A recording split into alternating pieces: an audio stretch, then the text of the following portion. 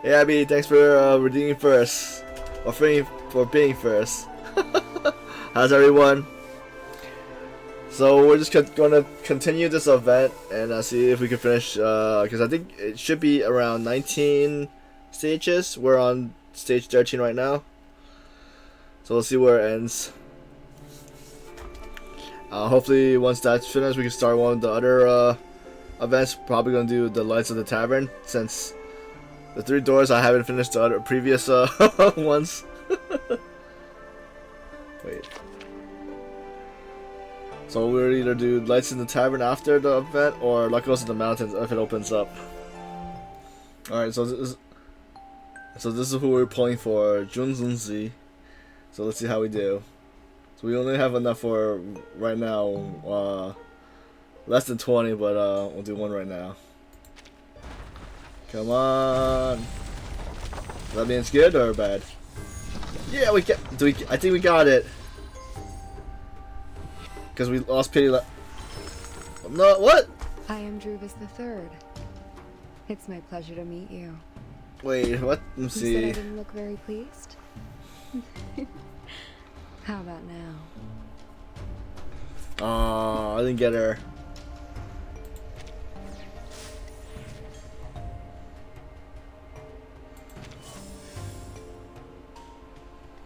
Oh, 40 stream streak. Let's continue with the main event. Go on 13.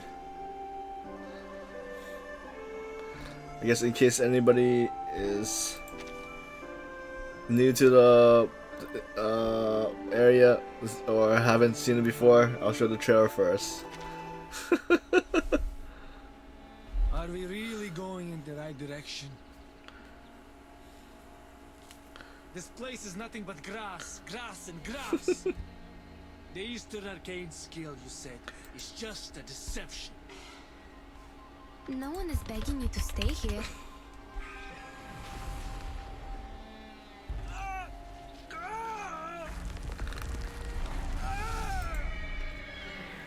Into horses.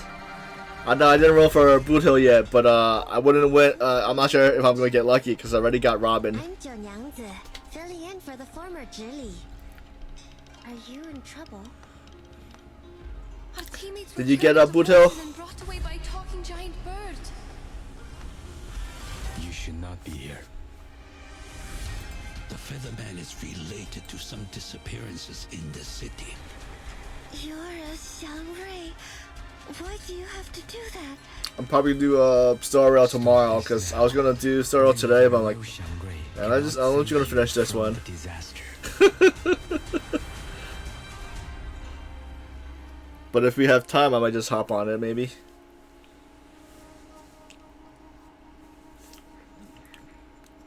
They pretended to be. Wait, that horse had red hair, so would that be? They are actually with the Featherman.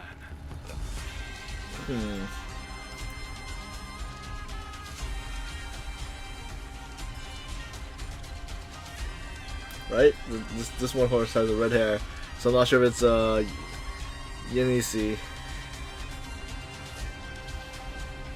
which is the guide. Casting the Eastern So this one on the right side.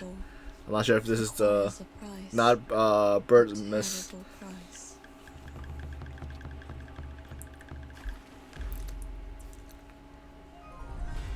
The picture of the wanted is complete. I only did 2 streams of Wulwa. To that foreign lady. She must be good at painting. Okay. So are you ready? Are you union level 20? Because I think I'm at that area. Okay. Jinsi.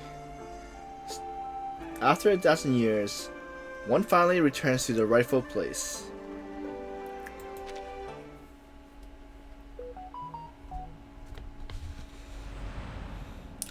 So I guess if we do finish early, I might just, it depends on what the time is, since I have work in the morning. Might do either Sorrel or try to do some Withering Waves.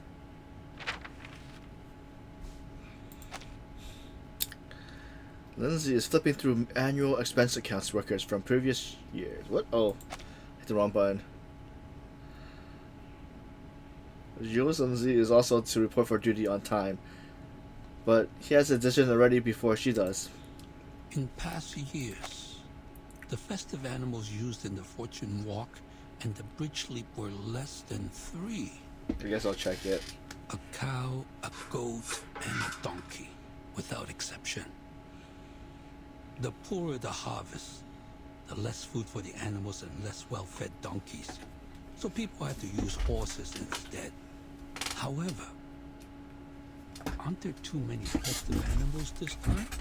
Even if it is for celebrating the birth of Shuri, not to mention some of them are transformed from humans. We shall act prudently. If we have to cancel the ceremony, we must make the decision before New Year's Eve.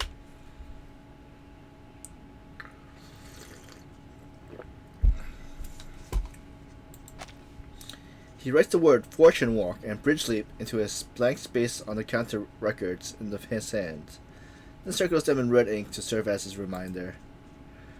As he does, he ponders and shifts his gaze nearby to a portrait of a giant bird. This this is the one that Yanzi drew for the wanted poster. A giant bird. A feather man. There's always trouble around New Year's. Suddenly, there comes a loud fluttering of wings. This sound is not like one of the common birds flapping, but is rather a droning, hazardous sound, the kind of a titanic bird of prey approaching. A winged shadow covers the portrait on the desk. Then she turns his head to see the visitor clearly, meeting it with a look of shock and heart-shaking doubts on his face. You? Wait, does he know? The visitor is no less than a giant bird of feather man displayed in the portrait. He glides in as smoothly and naturally as if he was entering an open glade. It seems as though the guard of the Zinchi was unaware of his arrival entirely. Are you responsible for this place? It was someone else when I last visited.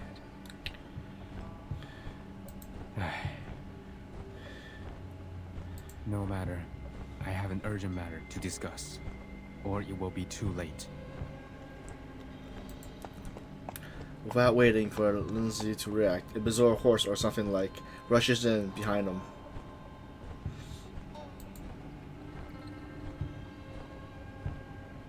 The horse's mane and tails are both red, and it bears a tiger stripe pattern along its body, the combination of which produce a truly unparalleled sight.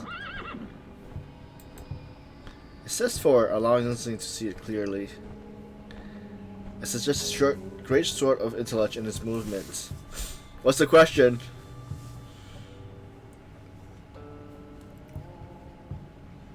Or what question do you have?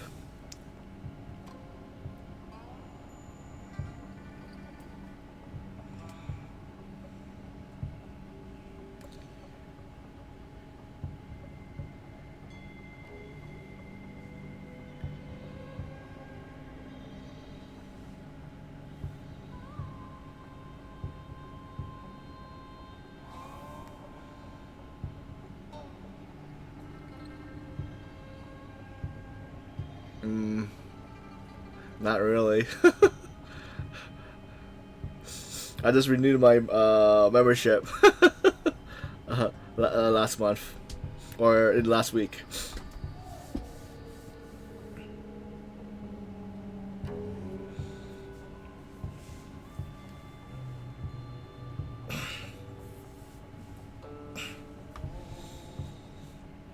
As for the feather man, he simply folds his wings and lands. The narrow space forces him to pinch himself tightly into a cramped room. Then she noticed a hint of embarrassment in his visitor as a result. I'm Getian, and I'm here to advise caution. The lady owner of the tavern can turn people into lushu. She needs to be stopped, or more people will suffer. Wait, the lady of the tavern. Wait, did we meet the lady of the tavern before? Wait, that's where, she's the one that gave us a room.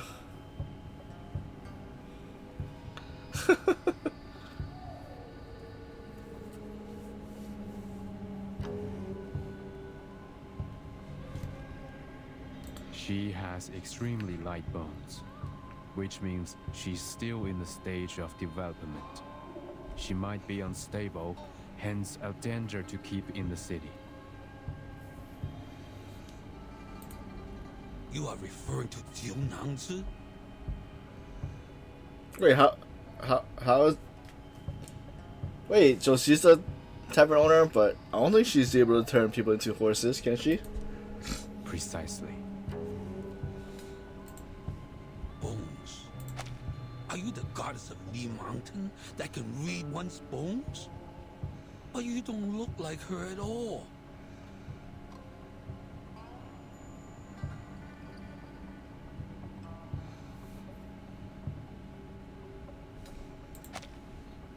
The brief silence conveys Jensen's astonishment as an unexpected change in the topic. I am no goddess of Lee Mountain. Then your words have no weight at all. You should have claimed to be her. Besides, goddess of Lee Mountain, take a look around you. Thoughts puzzled, Jensen looks around as advised, only to find some paper with the same bird totem painted on it. Some of the paper even blank ink stains yet to dry, indicating their recession. You mean these paper cutouts? A man-faced bird with a red tail. You are drawing me. Even though he recognized the image in the painting, the idea of being worshipped through such artwork comes across as quite unnecessary. Horseshoes impatiently clacks on the ground, seeming to urge a sense of haste. This promptly thought goes unnoticed. But I'm not a Xiangrui. These paper cuts won't send me your prayers and wishes. They are not paper cutouts for worshipping the Shangre, but wanted posters. And you are wanted. Just is stunned for a moment, as if unable to understand Zinxing's words. Whether paper cutting or wanted notice, they are complex things found only in the world of the Mundane. As such, he opts to ignore them for now, and continues on with the purpose of his journey. The most important thing is to find Jiu Niangzi. She's the culprit of the missing persons case in the city. I thought you came here to confess or make peace. But it seems not. You come to defame Jiu Nangzi while being ignorant of the fact that you are the top suspect. Upon learning that the culprit is not in fact the one he identifies as Lugenzi, he falls into an even deeper confusion. Many things outside the monster are beyond his understanding. How am I related to this? Every time a disappearance was reported, you were witness bringing animals to the Jutsu. No. The nature of my visit has been taken wrongly. The Zhili there knew what I came for. When we arrived at the Jutsu, you had already fled without a trace. No one could testify in front of the Fa Jiao for her. So her words were considered nonsense. Now, she has returned to her hometown. Upon hearing this, Jensen breathes a sigh of relief. I wouldn't have shown up in the city if not for the urgent matters. What's the purpose of lingering around when my business is done here? Besides, the Jutsu allowed arcane skills to be cast without restrictions in the city. So it is your responsibility to bear the consequences of such negligence. You are very articulate. But how can you explain the testimony provided by the two foreign merchants? All roads are leading to you. Yes, the two foreigners. Do you confess? They are the other reason why I'm here. One of the two is here with us. She can explain to you.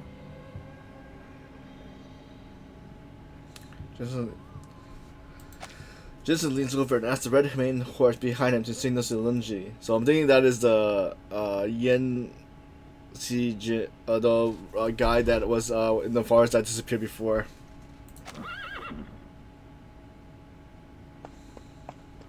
A strange horse, after being ignored for a long time, seems to acknowledge that it can now finally make itself useful and step forward on proud hooves. Wait. You mean she is... Before Lindsay can react, Jensen flaps his wings, causing the tea on the table to flip onto the ground. The red maned horse takes another step forward and turns to the spot where the stone bricks have been wetted. The tea seeps out on the turnstone, forming a pool in a small indication. There's a reflection of a horse appears in the flash. I ask for your patience. Please, look at the water on the floor.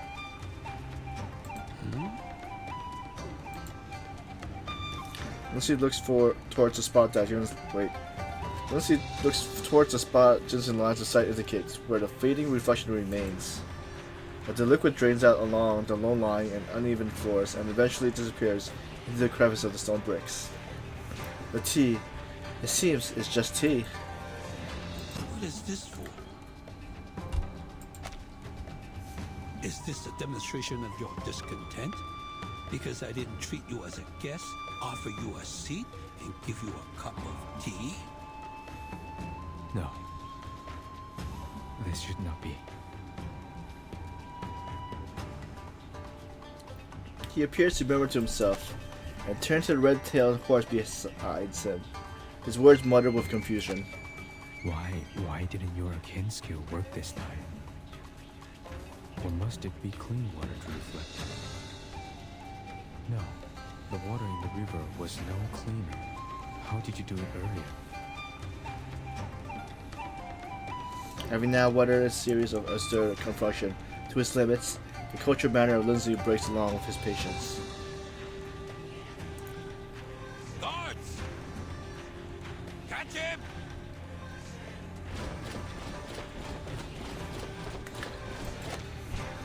Jinxie is startled by the sudden and rapid footsteps and immediately flies upward. Within the narrow chambers, the shadow of his wings appeared unusually large, and even the red-haired horse retreats beyond the shadow range. What is the meaning of this? You are suspect. That's... What I know. I told you truthfully. Why are you troubling me, instead of going after Zhou Yangzi? Find some clean water. I'll prove it to you. That's enough. Surrender now. I will not fight you, but neither will you have me. Aye. Be careful not to hurt that horse. He might be one of the victims.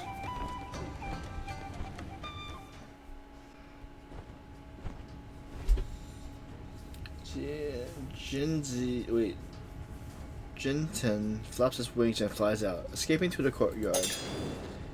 He does not leave immediately, instead driftily avoiding the attack of the guards as he flits around the courtyard, despite the fact that this brief conflict has already left him injured. Your strength will eventually run out. Is this necessary? Find me the clean water, and I will show you what Zhou Yangzi has done. How will I know if you're using your arcane skill to fake the result? The truth is, we know the girl very well, but nothing about you.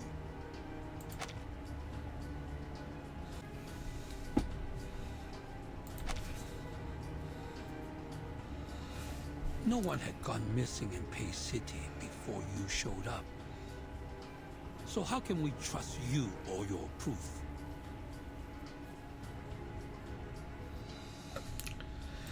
Jinten gently shakes his head and lowers his wing.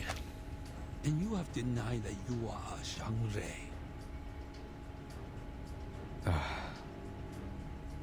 It is true that I'm not a Xiangrui, nor have I ever visited here. I never wanted to leave the mountain. His movement makes the wound of his wing visible. His stance is low and vibrant, suggesting his willingness to discuss a truce. Lindsay hesitates and, as a result, raises his hand to stop the storming advance of the guards. But you still left. I really shouldn't have come to the human world. What do you mean? My people have left the mountain and come to help you. They renounced their names, families, and even lives for you. They gave up everything so that you would have gods to worship. They became symbols, totems, except themselves. What are you talking about, Featherman? I told you my name. I'm not a Featherman.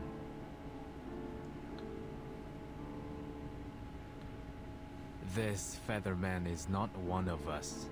No need to call him by name.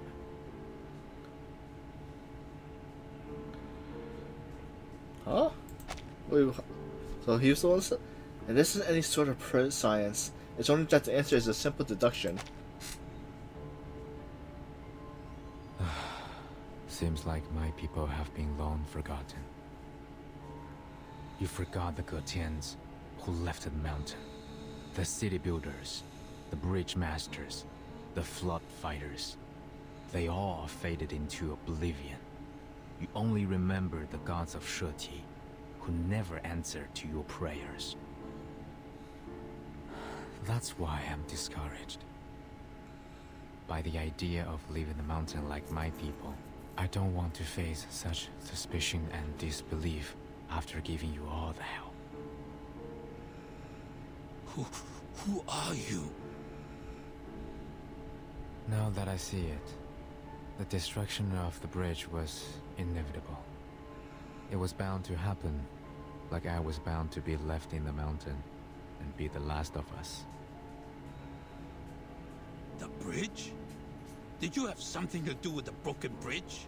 Featherman, tell us! Question no more. You can have me, if that's what you want.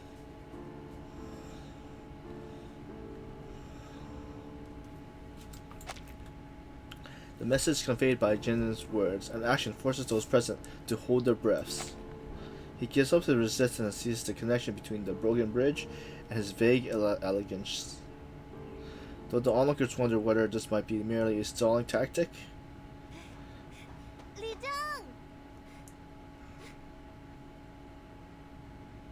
The two who set off from the tavern, heading towards the Lindsay, arrives in time to witness the end of the standoff. Bismarck has been following Jinzi closely all the way, but now stops just short of Jinzi's gates. Miss Jerning, sir, please wait. Even without the ability to see it, she stops to analyze the tense atmospheres ahead. Come no further! Huh?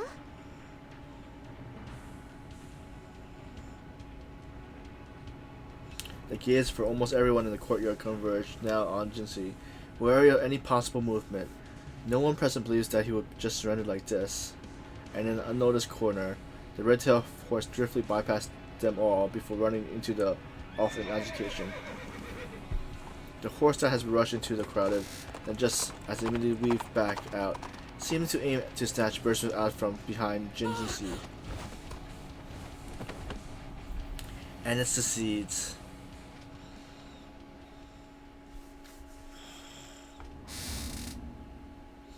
To be continued.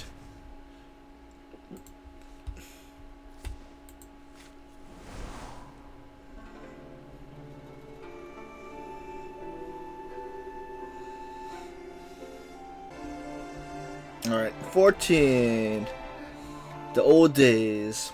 People reminisce about the past, perhaps because they feel the present is getting worse. So now we're wondering, is Jin Zinzi a bad guy, or is it like she's getting blamed for something?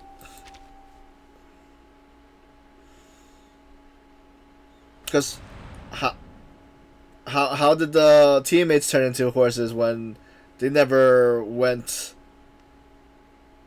to her tavern, right? So that's the only thing I'm wondering. What just ran out of there? That thing took away the lady. What's going on? Jinzi words dissipate in the air without stirring a response. The eyes of all stares at Jinzi at the center of the courtyard. Most of these are filled with doubt, suspicion, and fear. As the strange horse and its unwilling rider disappears in the distance, the communication arcane skill cast by the Bone Wand also seems to dissipate. Now we lost another witness. Did you plan this? I left my wand in her tavern yesterday. Ask her. You will know. Jiunangzi, is that so? We did find a bone in the yard, but it's with that foreign lady now. Tie him up first. Do you have more to say? Everything I need to tell you, I have spoken it all. Catch her now, or even a real Xiangrui cannot save you from the disaster. Why are you so obsessed with calling Jiunangzi the culprit? What? You... I am the culprit? What kind of culprit am I? It's fine, Jiunangzi. We all know you have nothing to do with the missing persons cases. And he said that even a real Xiangrui cannot save you. He's more of a fake one to me.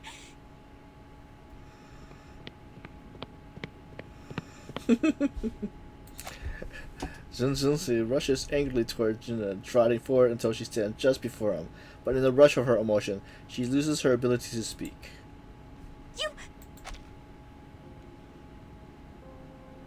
Stay calm. We will hold him in detention in Zhichi for now. I'll report this to the Fatsao. The first thing to do is catch up with the horse and the foreign lady. And find his wand to figure out his arcane skill.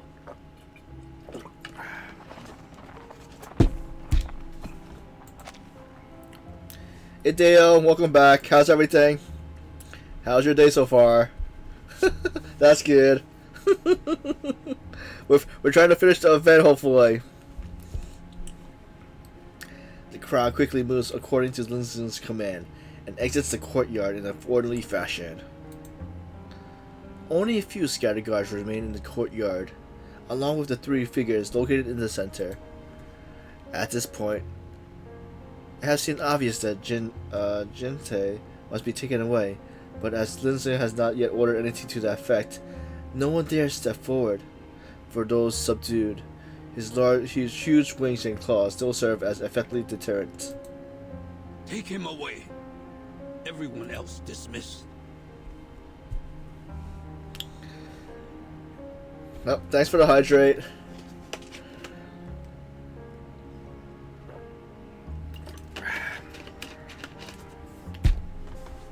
Jiunangzi, follow me. There is something we need to talk about. What do you want, Featherman? Jiunangzi? You look like a decent Xiangrui. Why did you say something like that? Even if you're not, aren't you afraid that the real Xiangrui will blame you for doing the wrong thing?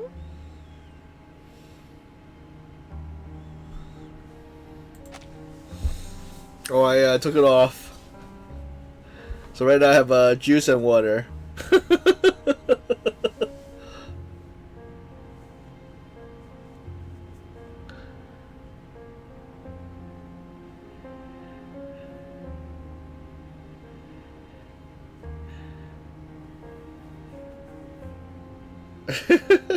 No, I still have tea.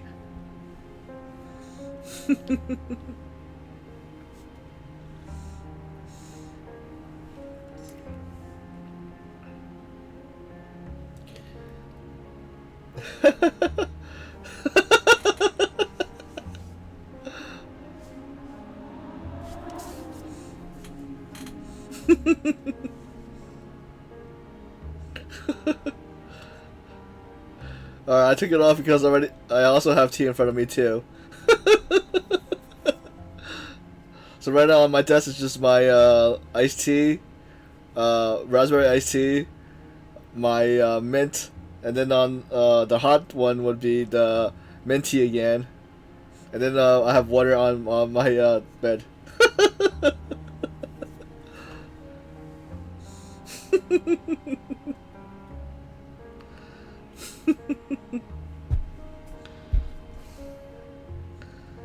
Yeah. Hey Sasu, how's everything?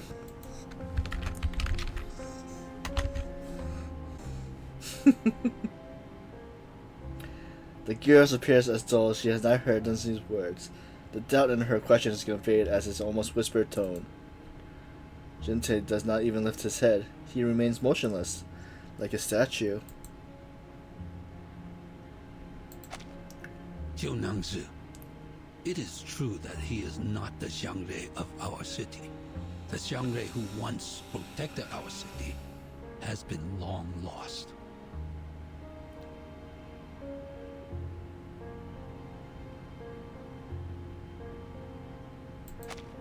But everyone thinks the Featherman on the mountain is the Xiangrei. Just look at him. How could people not take him as a Xiangrei by his look? The former Zhili told me that the Featherman looks like a Gomang, just like what was depicted in a picture book. A Gomang is a confirmed Xiangrei recorded in a book. Jiu Nangzi. But this man, of course he is not a Xiangrei. He isn't like the Gomang, nor the Mianmeng. He doesn't even understand the saying of, one can remove the footsteps, but not the path one walketh on. One can remove the footsteps, but not the path one walketh on. That's fair. One cannot commit wrongdoing without leaving a trace. However, we can't convict him without definitive evidence, such as witnesses and his wand. The trace he left is yet to be found. Jinsi squats down in front of Jinta in a sudden, inexplicable movement, then stares unwillingly into his eyes as she speaks, as if she was to judge the identity of his words and expression by doing so. Featherman, do you know what is a real Xiangrei? Do you know where it is? Why did you take people's friends away and accuse me of being the culprit?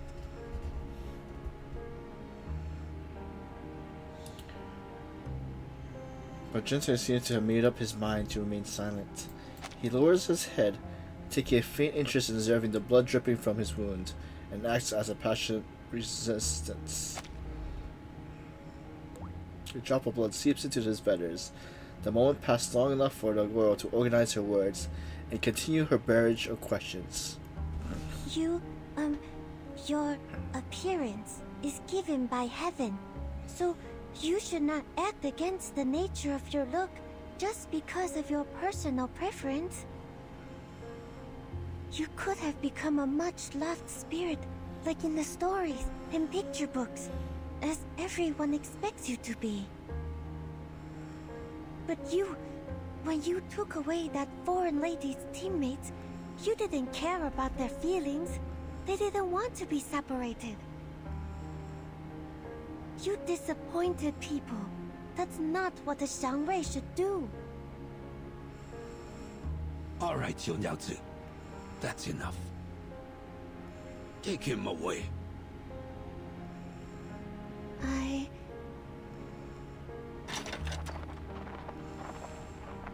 Jinta also watched Chloe as He didn't taken tell away. me anything, nor did he tell anyone. I know you're chasing after anything that could be a Xiangre, but the Feather Man has clearly claimed that he is not one.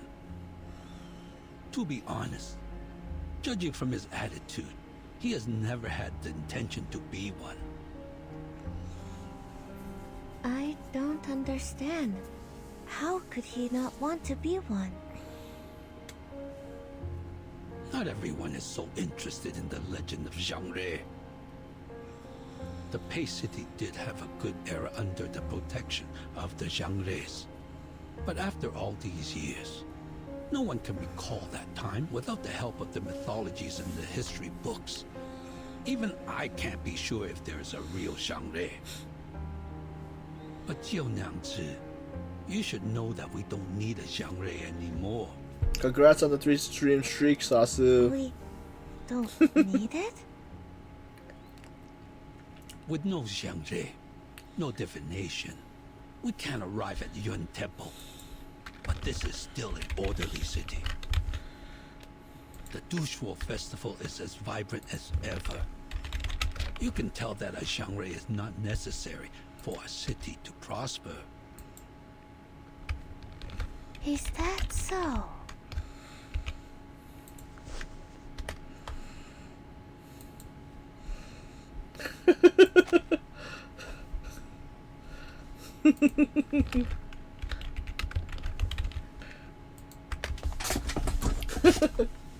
Jin Zizui grasps the small bag she carries with her.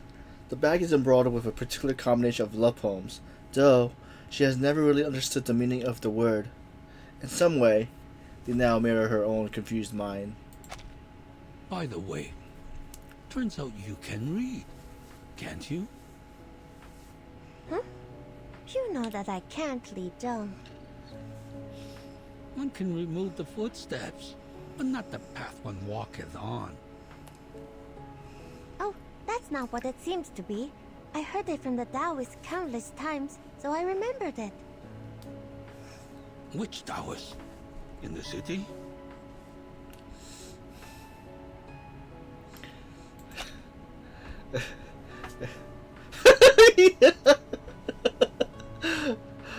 You're showing less love.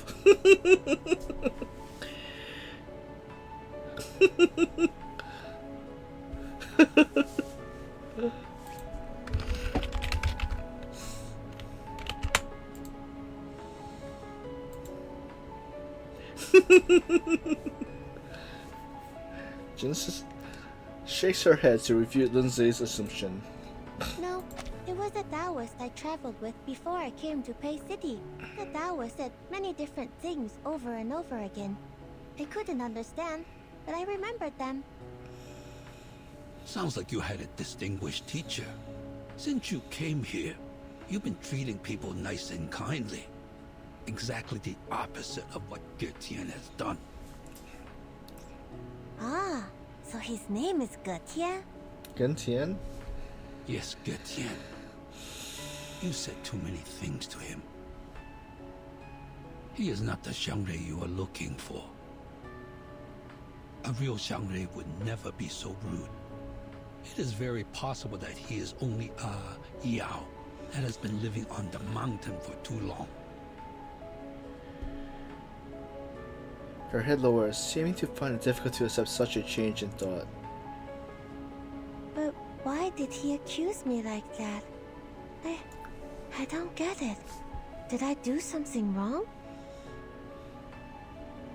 Because you are the Zhili. Jinzi looks at Zunzi, her face caught between doubt and curiosity. Having presented the point of view, the old man rubs his beard and laughs, knowing helplessly to influence the girl's reaction. The former Zhili left because of what he said and did. Now he wants to play the same trick on you. What's more, when he got here and saw me, but not you, he acted quite surprised. You can tell from the details.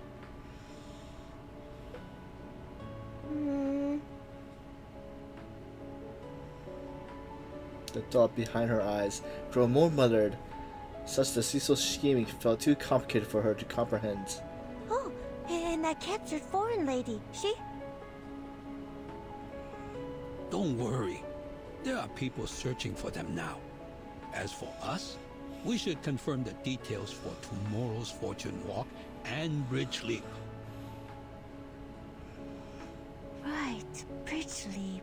I almost forgot. If only the broken bridge could be fixed, then we wouldn't need those festive animals, nor to jump over the bridge. During Getian's silence, I was thinking that... What if I can go to the Yuan Temple and ask Zhishu the Guardian? If the legend of the divination is real, then whatever the question is, Zhishu will answer me, right? I guess so. The two of them walk indoors. The conversation disappears from the courtyard under the sound of footsteps on hard stone. Do we finish? Nope, not finished with this chat. The government office. Within the pristine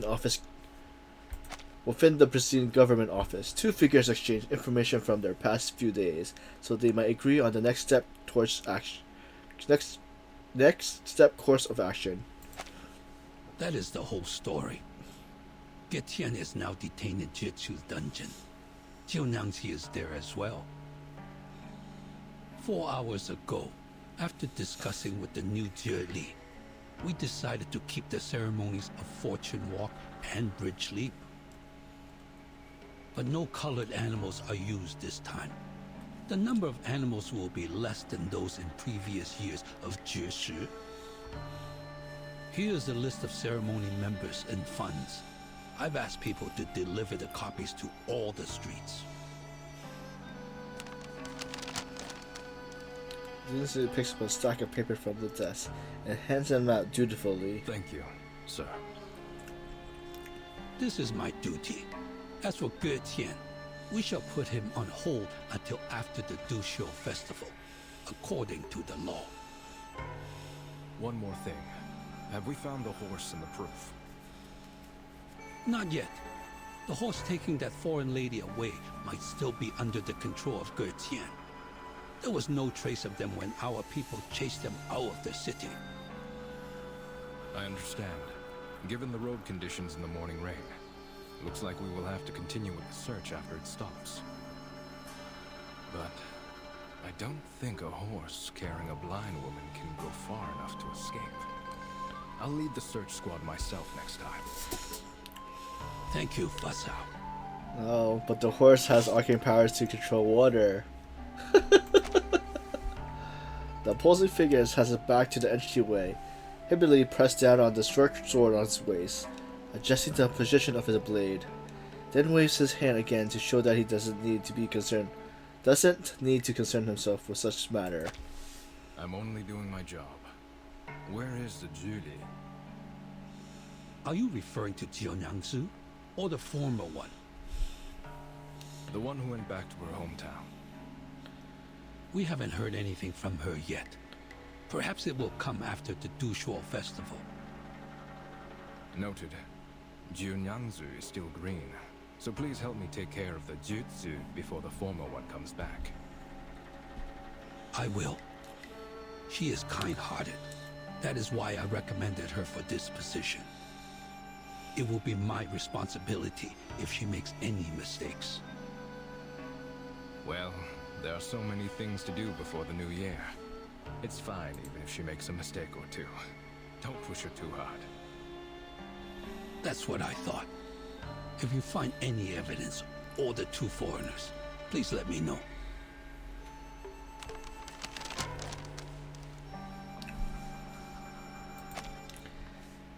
Fessel raises nimbly while holding the document. As he prepared to bid his farewell, he is stopped by Linzen's raised hand. Oh, another thing. The New Year's feast tonight. You're welcome to Hey, Panzer. Jiunyangzi's tavern with your relatives. The tavern? Are the people around the merchant's hub going too? Yes, she is hosting a feast for the neighbors. It is the New Year's Eve vigil, followed by the first day of Du Shuo Festival. It is an annual tradition at the tavern. 朔日, the new year. Aye, right. Another year of the Jeshi. Hopefully the Yuan Temple, which worships the Jeshi, will bring us good news. Having said his piece, leaving only a moment of silence, the two of them look out the window, towards the ease of the broken bridge and the temple flickering in the misty rain.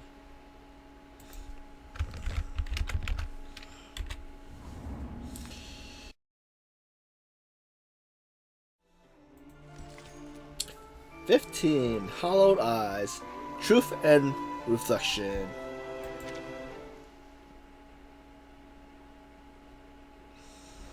Oh, nice.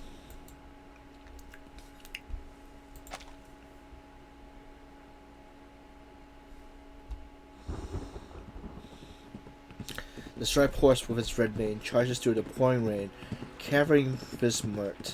All the way it runs with wild abandon, as if afraid of possible pursuers behind them, and perhaps to prevent the person on the back from jumping off should it slow down. Halt! Halt! Do you hear me? The horse runs onward still, even striding several shallow depressions with ease before continuing forward. Seeing her words taking little effect, Bismarck attempts to slow it down using her prior experience with horses.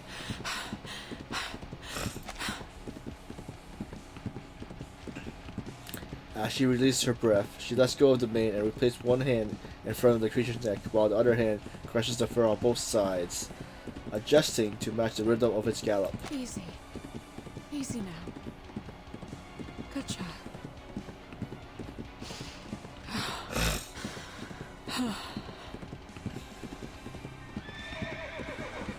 After taking another deep breath, she sees the opportunity to vault herself off the horse and tumble down in a quick movement. Bismarck falls into the shallow, just as she intended.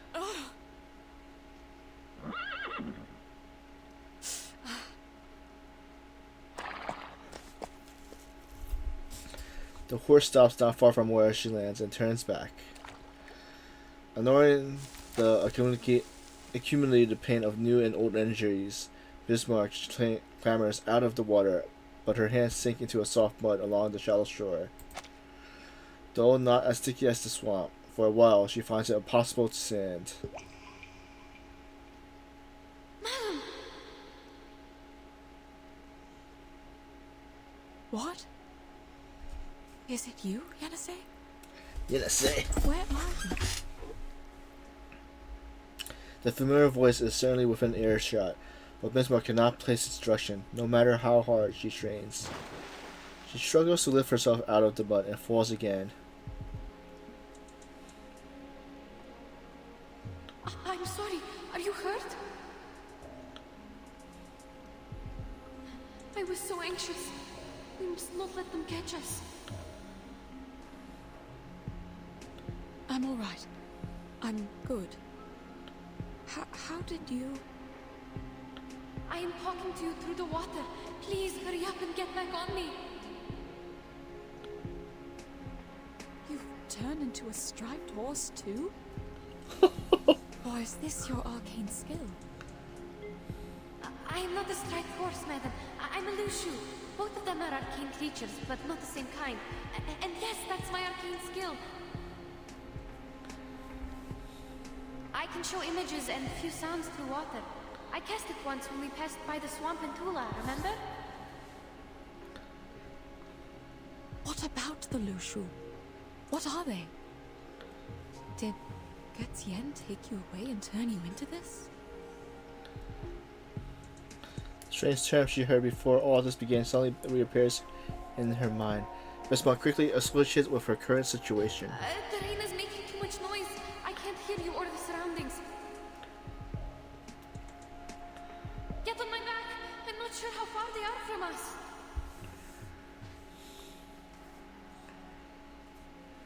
I don't hear any footsteps from grown men. Come here, child. Help me up.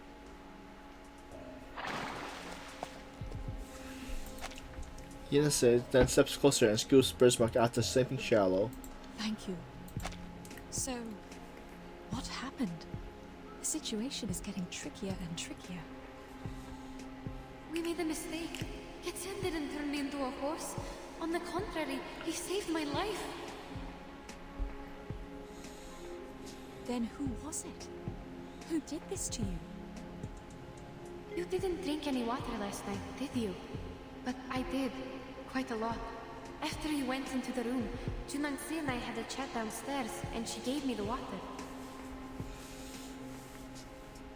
This is the difference. Getsen said her arcane skill was cast through liquids like water and liquor. My poor child. I went upstairs after the chat. You must have been too tired to notice me at the time. I stayed in the room but couldn't sleep at all, so I went downstairs again. That was when I heard someone singing. That song, I'd never heard it before, and I had no idea what the lyrics were about. All I remember is that the melody was soft and a bit unusual. Then I found that someone was a group of wooden dolls. They were small and would melt when they touched liquor.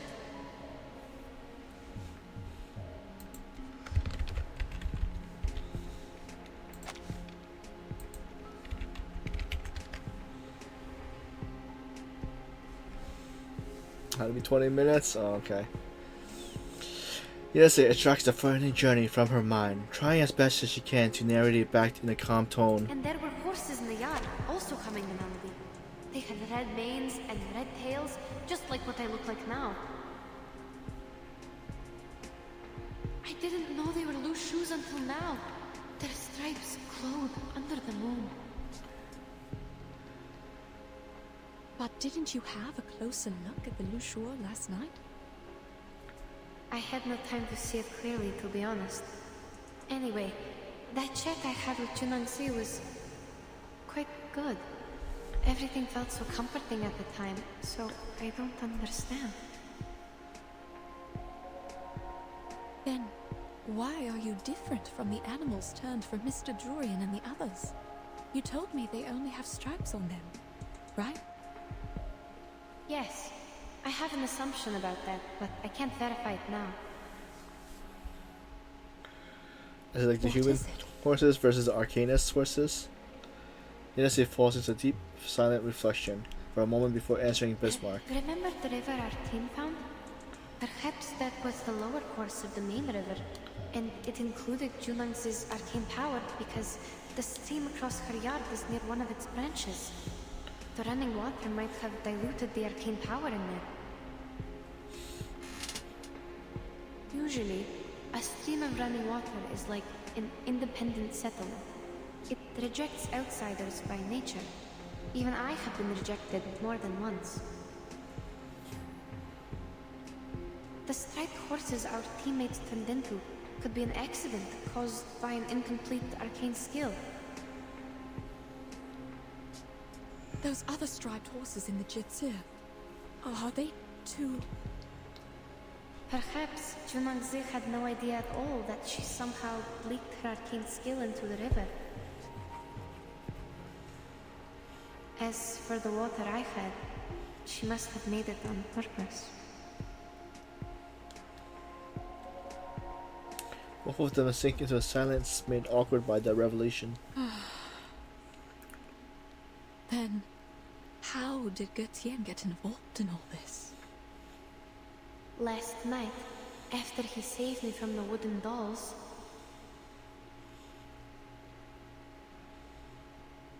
Let's see what happens. The topic of the recollection only just resumed, again interrupted, this time by a sudden stopping of the rain. Yennefer looks up as if to confirm it really ended. If the rain has stopped for good, this also means they need to keep moving to avoid being found. the rain has stopped. We need to find shelter, madam. No, child. I don't see why he had to take you away. What if I was there with you? All I know is he was there to take us out of the danger. And he's injured now. When we confronted the people at the Jessie, he didn't fight back at all. I think he didn't hurt them for a reason. If he really meant to help us, we must go save him. Child. All of a sudden you seem to trust this creature entirely.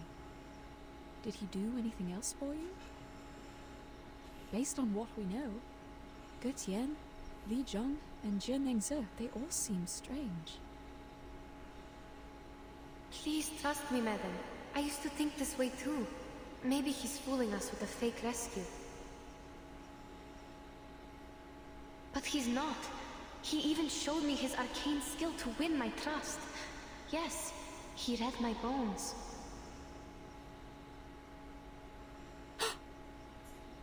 Can you imagine that? He gained information by reading my bones. And then he actually told me something I didn't even know about myself.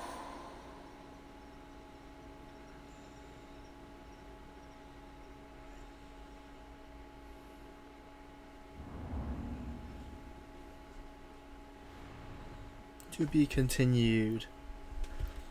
So, what did he tell her? Wait, let's...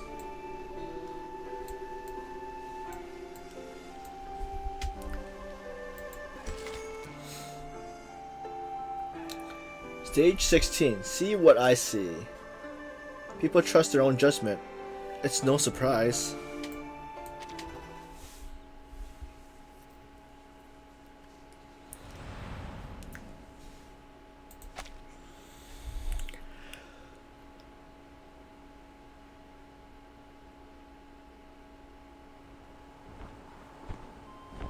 Let me go! Where are you taking me? You. If I let go, you will fall, and death will be your end. Hold your life dear. You are a lot more vulnerable than you can imagine. Quit threatening me. It's a river down there. Yes, but you don't know how shallow it is. Even a lantern can't float on it. It's dying, unlike the other branches you saw outside the city. So what? Does that explain why you captured me? Fine. The river is dying. I'm held by a birdman in mid-air. I'll fall and die if I struggle. There's nothing I can do. Yes, it's a rare wisdom for a girl of your age to know her limits. But I'm not a birdman. I'm a Yao. My name is Ge Tian. Innocent gives up on her mid-air struggle, pondering over his name and identity. You can use arcane skills. You're an arcanist. If you say so, then it is so. We have gone for miles. I'll leave you here. Beyond the ford, you will see the step.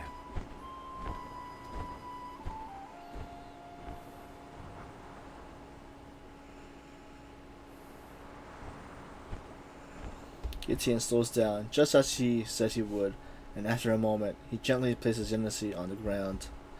Given her situation, he has not anticipated such gentle treatment. I don't understand. What on earth is your purpose? Why did you turn humans into horses? I believe you could commit much worse crimes if you want to. Are you doing it for fun? Genesee stops to the side of the curved tree, growing like a bridge over the vines of shallow stream, face heavy with a look of contemplation. The more you ask, the more mistakes you make. There is no such thing as a wrong question. I will answer one of the questions regarding why I turned people into horses. The answer is I didn't do it. Neither did I have that intention. Interesting. Who did it then? the lady owner of the tavern. Junangzi? Precisely. Yes, he shakes her head, not believing his word. If that's the case, why did you leave Madame Besmertz there alone?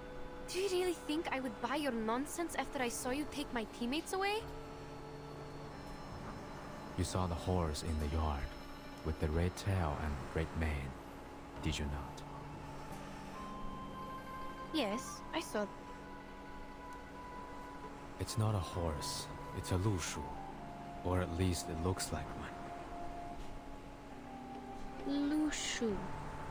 I have never heard of it before. It sounds like an arcane creature native to the east.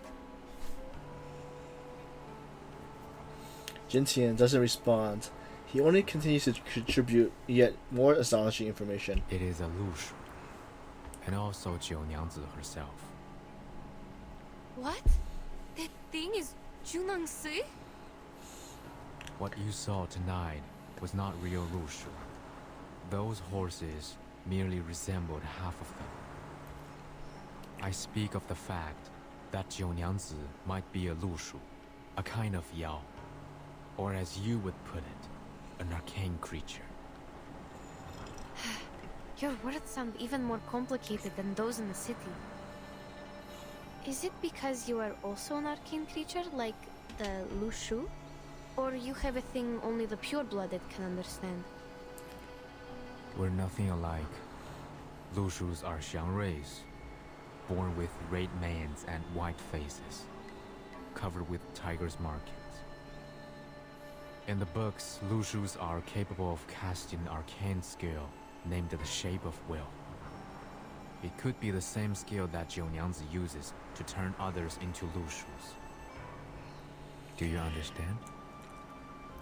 Yes, I'll try. The Shape of Will is a dangerous and secret skill. As written in the books, the Lushus use it to transform blood into fire and stone into gold. So, it's like alchemy. I'm unfamiliar with what you said, but Jiu Niangzi's power seems to be restricted. She cannot fully transform into a Lushu like a Yao could, nor does she possess great power. She's closer to a half Yao. Unlike other Lushus, she requires a certain medium to cast her skill, the Shape of Will. This is also why people did not recognize her. She's harder to identify. Junangzi. Half Yao. Is that another name for the mixed blood? So for what we found out is, we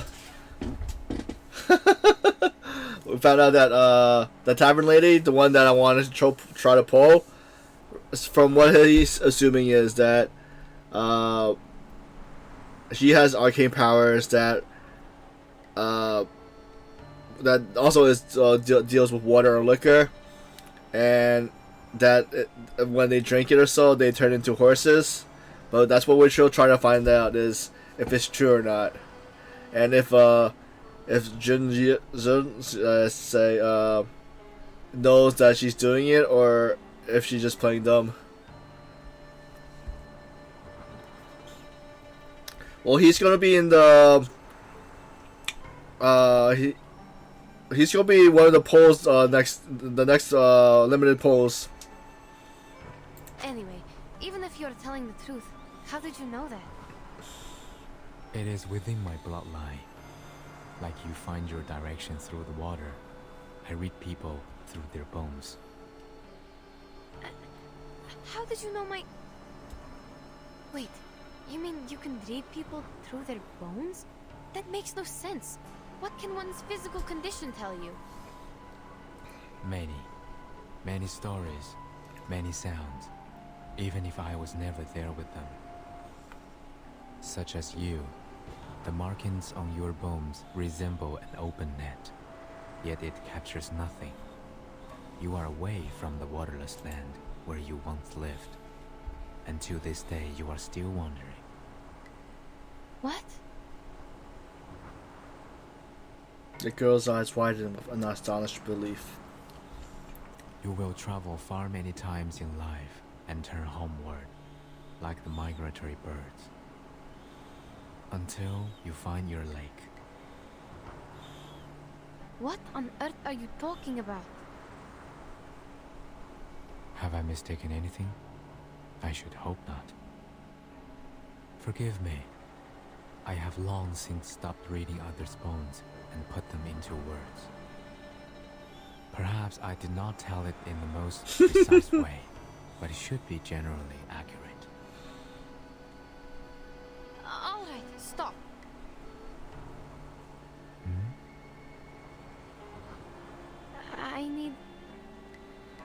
I need some time to digest your words. Bizarre spectacle cut sounds. A bizarre spectacle sound cuts off Lindsay's reply. Careful. Was it critters or is it? Oh, it is critters. Strange creatures that resemble balls, dragging long tails, suddenly reaps out the trees behind the two of them. Is it the carbuncles? They shriek and charge toward Lindsay, who is most evidently their target.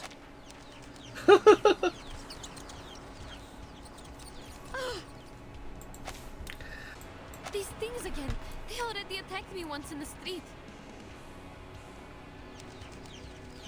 Ugh, these stupid birds. Following closely behind is a mystery creature, markedly different from the other feathered balls. This one is shining bright. Get out of my way. Out!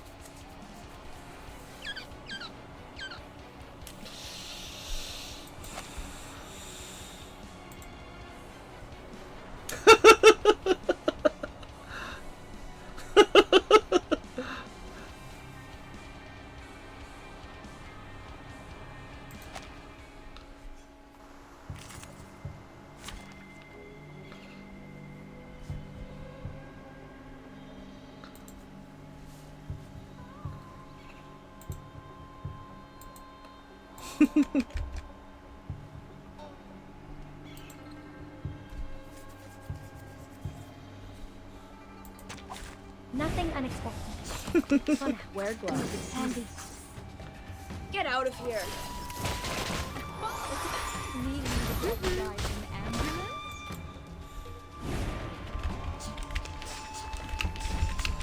Yeah. That I know. Handy.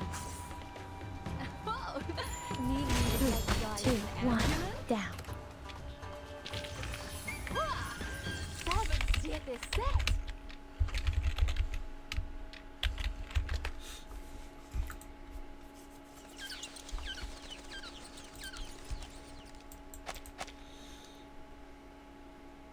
Stares in the directions that scattered Yusun and ran off, his mind burdened with thought. Have you drunk the liquor? Offered by Jiu Nyangzi. No, but I had the water from her. Why? These Zhuye might be attracted here by the scent of liquor. They feed on the flowers of Zhuye, which can be used to make liquor and smell of these.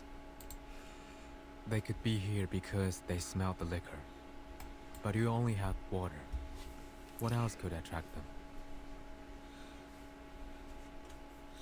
Yenase thinks back to the preceding events. If they were attracted by the scent of liquor, I think it was the wooden doll's fault. They soaked themselves in the liquor before they attacked me. I might have gotten their scent during the battle. The scent of liquor stands is not strong enough to attract them here. It would have taken a proper consumption of liquor for them to notice. I worry that liquor is the medium for her transformation skill, but that is only my speculation. If the water you drank also exerts the same effect on you.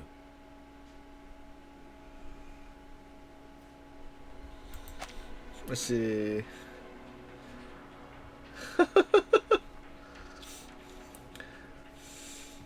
What's up? Were you playing a game?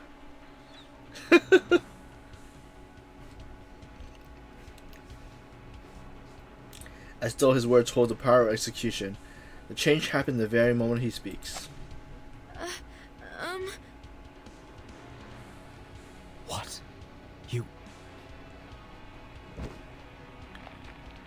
Listen kneels down and her body transforms, just as her companion transformed on the steps before her. How so? Although has already anticipated this moment, he cannot help but be startled by the strange process and flaps his wing involuntarily. His instinct tells him to flee.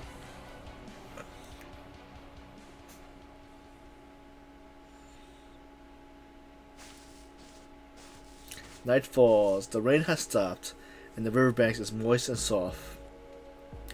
Tulsa leads his team in search for the red-haired tourist trail, finally arriving at the edge of the river, the exact spot where Genesis and Nancy stayed the night before. Find anything? Someone was here. Seems like a horse with a female, tall and thin. Not a horse, but a foal. Look carefully. The footsteps are smaller and shallower than a horse's. Where are the end of the tracks? The river beach ahead. The track stopped 3 meters away. We couldn't tell where they went. That can't be.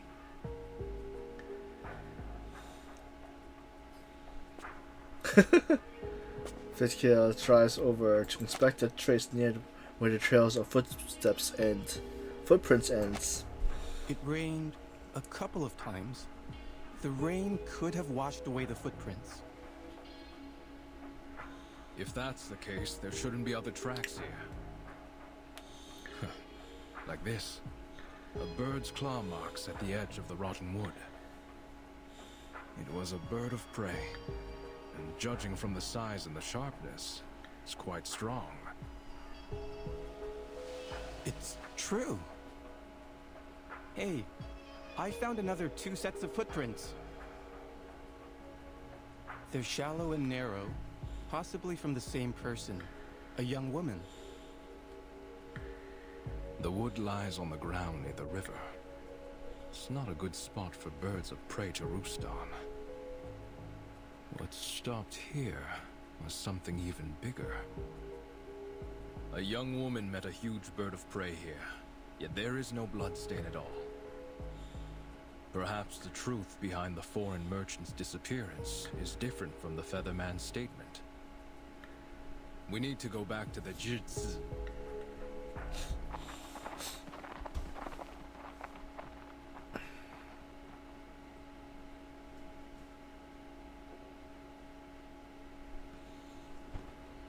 On the steps, Alishu stands in the place of a girl.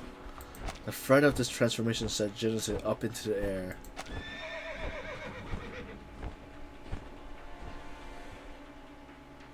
Too late.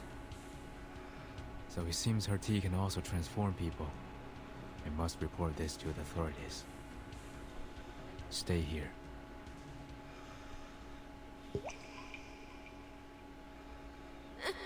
No, you must not leave. You can speak through the water. You know what my arcane skill can do, but I can't maintain it for long. I spend too much energy fighting the Juliers. I must take leave. Where are you going? You need to save Madame Besmet. Please, I'm begging you. Please save her. She can't see, and she's still alone in the tavern. She must be in grave danger now. I have thought about it. Given that my wound was also left in that tavern. But should I return, Jiunyang's might be alerted. I sense kindness in that girl.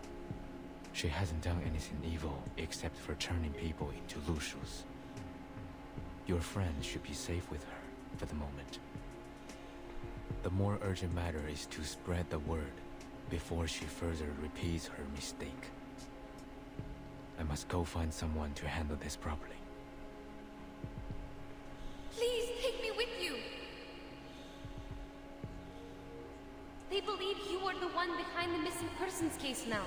You'll be turning yourself in if you go alone.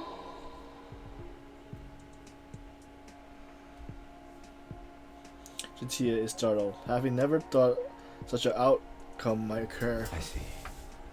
The world outside the mountains is indeed not meant for me to step into. But you are already involved. Besides, we gave Eugene a drawing of you when I was not clear of the truth. No matter. I will reason with him. Even so, you will need me there. Look at my arcane skill. It will be the best proof, right? So they will know that Junang-si is the real culprit who turned the people into horses. I mean, Lushus. Is that really needed? You need to know that you are a suspect. Even though I know you are innocent, you need something absolutely persuasive to prove it. All in all, you must take me with you. My arcane skill will vindicate you.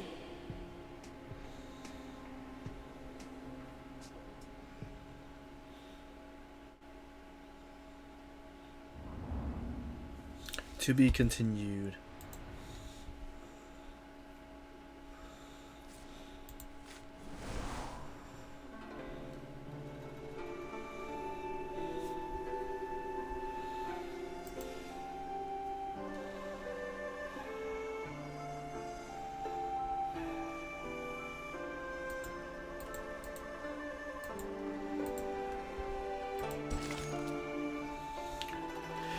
Stage 7.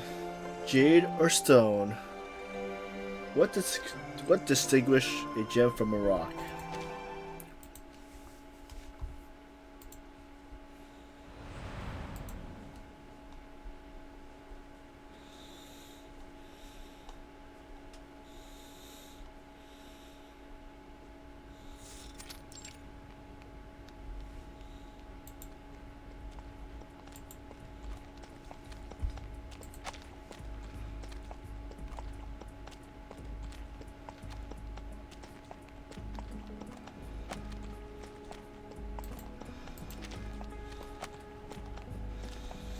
Only vagrants and outsiders wander the streets on the eve of the Shun festival.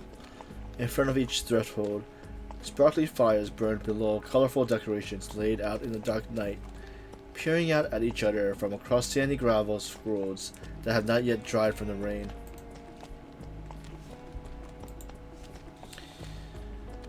Bismarck and Yuzuse continues their advance towards the Lycée in the quiet, gentle light. This place looks so different than it does in the daytime. It's so quiet and empty, as if it's waiting for us. Ulysses stops to cast a reflection into the puddle of water, attempting to comfort Bismarck. It's nighttime now. They have lit the braziers. There is cloth of different colors around them. Remember our New Year's? We put up tar barrels and made festive fires. There were also decorations on the houses. Yes, I remember that. Perhaps people here also stay with their families at this time of year, like we do on New Year's Eve. A heartwarming custom. Yeah. Shush, quiet. Bismarck stops to listen carefully to the sound. A moment later, a line of night patrolmen pass by from a corner ahead. They march at ease without stopping, clearly ready for the shift change and the change to get home. It isn't until they disappear complete that Eunice's figure reappears into the puddle. The guards here are more reliable than ours in the Empire. At least they don't get drunk on New Year's Eve. Madam, we are close to the Jisse. We didn't prepare anything other than these bottles. Don't cast any skills for now. You need to rest. We don't know what's ahead of us. Hold on. I heard something. Unlike the neat footsteps of the previous patrol, the distant sounds they hear this time is of a slower and warier footsteps. The woman and Lucio hurry darts into the shadow of a nearby eave. Staggering footsteps, almost limping. Sounds like this person just tripped and fell. Or drunk. Yunase follows the sound described by Bismarck and looks around. Junansi? What is she doing here? Not far from dead, Yunase hobbles along. She takes one step, then pause. 2 steps, then pause. And finally stops as she prepares to turn down the narrow path. She looks completely broken down, as though she has just been in a fight, or perhaps she's just drunk. Why? You can't hear her talking to herself in the darkness, her voice echoing entering against the silent festival streets. Why? No answers for me. How long do I have to wait before I... What is she saying? I don't understand at all. Madam, what about him?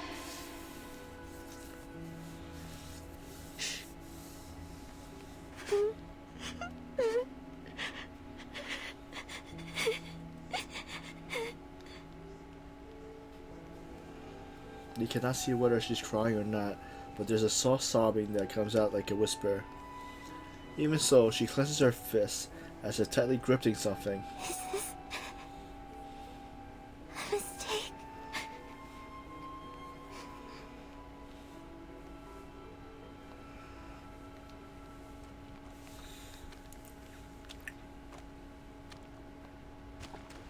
Amidst her son's sobbing, just as they relax her hand, a long object falls from it and into the puddle on the ground. Oh, she dropped something and left. Where did she go? I don't know if she's going to the tavern, but she has left the port. That's for sure. We should go find out what she dropped.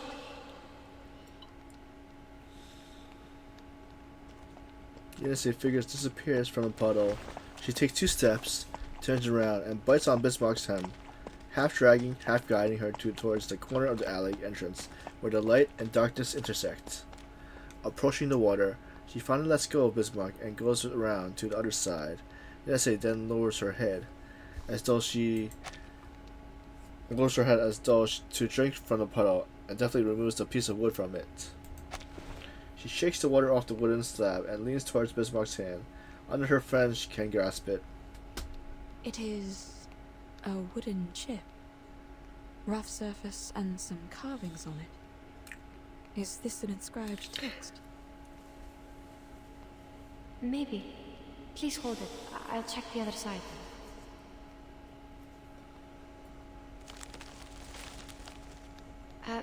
Starting from the round end, there is a person, I guess, at the top.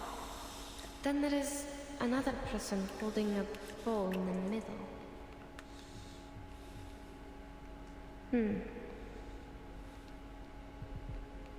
A person holding a bowl in the middle, and then? Then there is a striped horse at the bottom. What does it mean? A striped horse. Gertien once said that Lu Shu has a red mane and the markings of a tiger. You mean this is a Lu Shu? But it has no colors. Even if it is a Lu Shu, why was she crying? From my perspective, Junansi is not a bad person. I think she did all these things for a reason. Some kind of burden only known to herself. Burden? I'm only guessing. Since we didn't catch her words clearly, there is no conclusion, madam.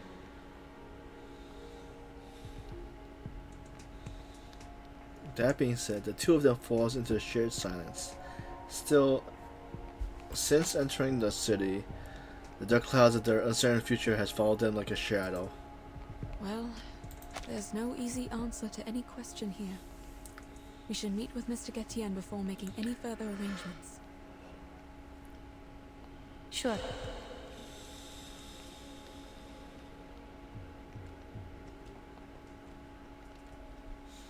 The woman and Lucy walks forward at pace. The two increase their speed, arriving outside the Great Wall of the Zinzi courtyard before they might be discovered by another team of night patrollers. The streets in this area are built with high wall surrounding their homes on all sides, so the people walking can see nothing but stacked bricks. Stop here. I hear...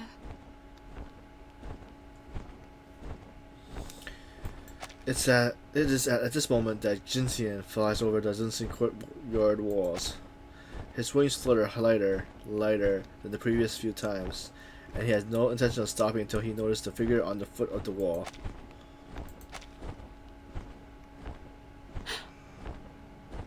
Mr. Gatian?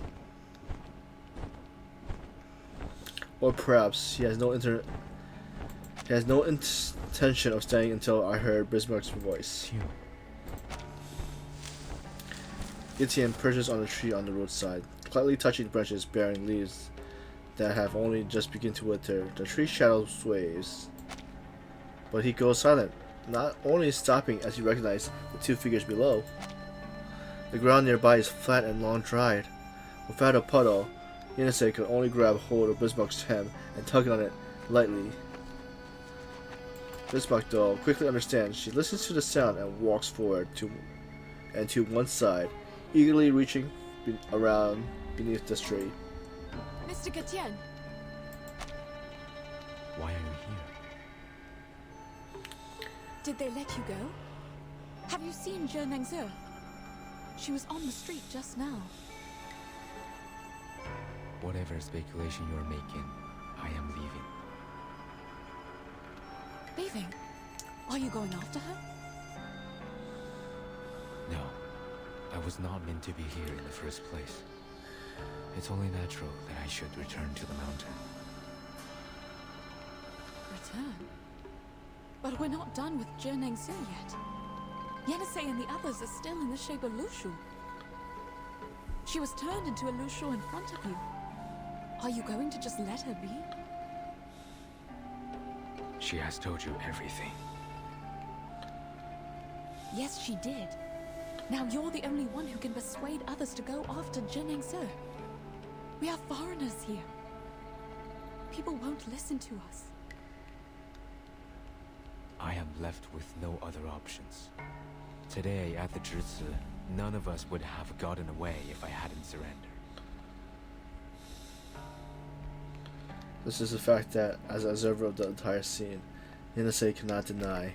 They will only see me as a greater threat if I insist on raising doubts about her. They have known her for a long time, but know nothing about me.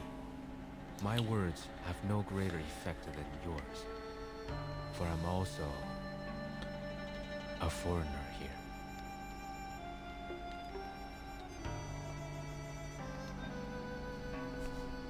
Still, you're going to just give it all up before exhausting every possible way to end this? A wave of swaying trees shadows caused Jonathan to fly up on alert. He seems to have finally made up his mind to leave. You need not prick my pride.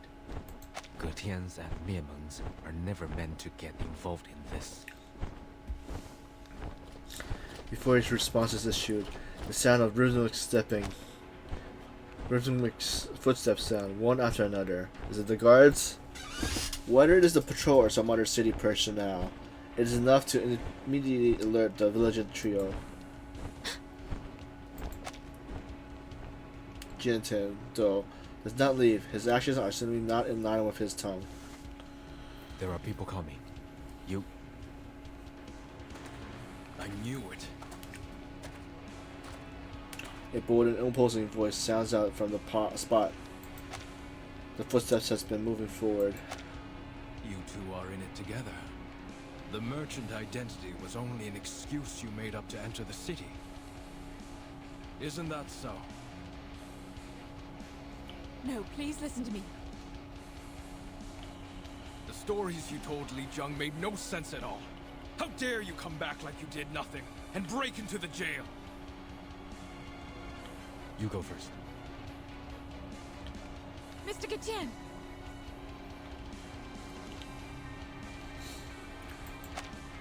Bismarck institutes that she shouldn't just run away.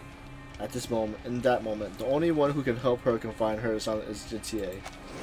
The one being sought for help does not make a sound. He dives from the trees, spreading his wings to cast an immense shadow over the scene. He flies towards the patrol and Bismarck, turning them back to them. Then spread his wings even wider until they completely block the view of those behind him. At this moment, he truly seems like a bird of prey. Lushus are fleet-footed creatures. Get on her back and leave. I'll join you shortly. Go! Don't you run! Catch them!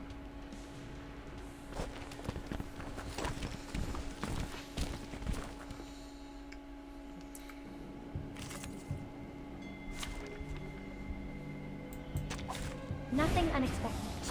For now. Sterilize. That can be. An unconventional choice. A mice pot.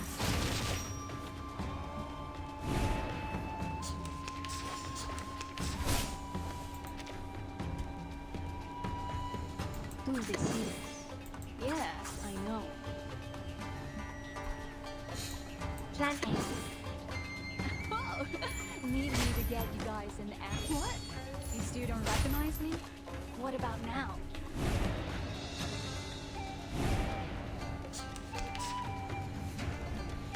Wear gloves. Do they see this? Handy. Freaking dumbass! Ta-da! Time for a special massage.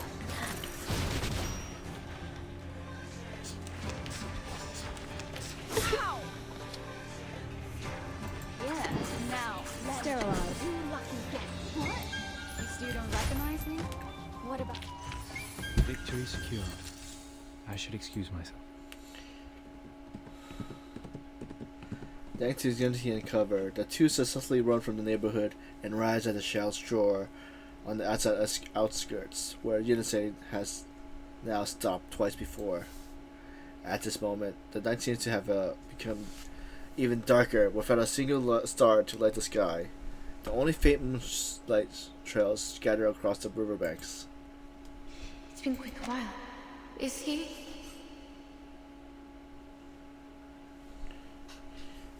Unity cannot help but think of Jin's experience at the dungeon the same morning. Have faith in him, child. He is able to defend himself, since he managed to escape without others' help. I believe he is not aggressive. He left his wand behind when he tried to save you. A long period of waiting, pregnant with anxiety, is finally broken by the sound of flapping wings. Madam!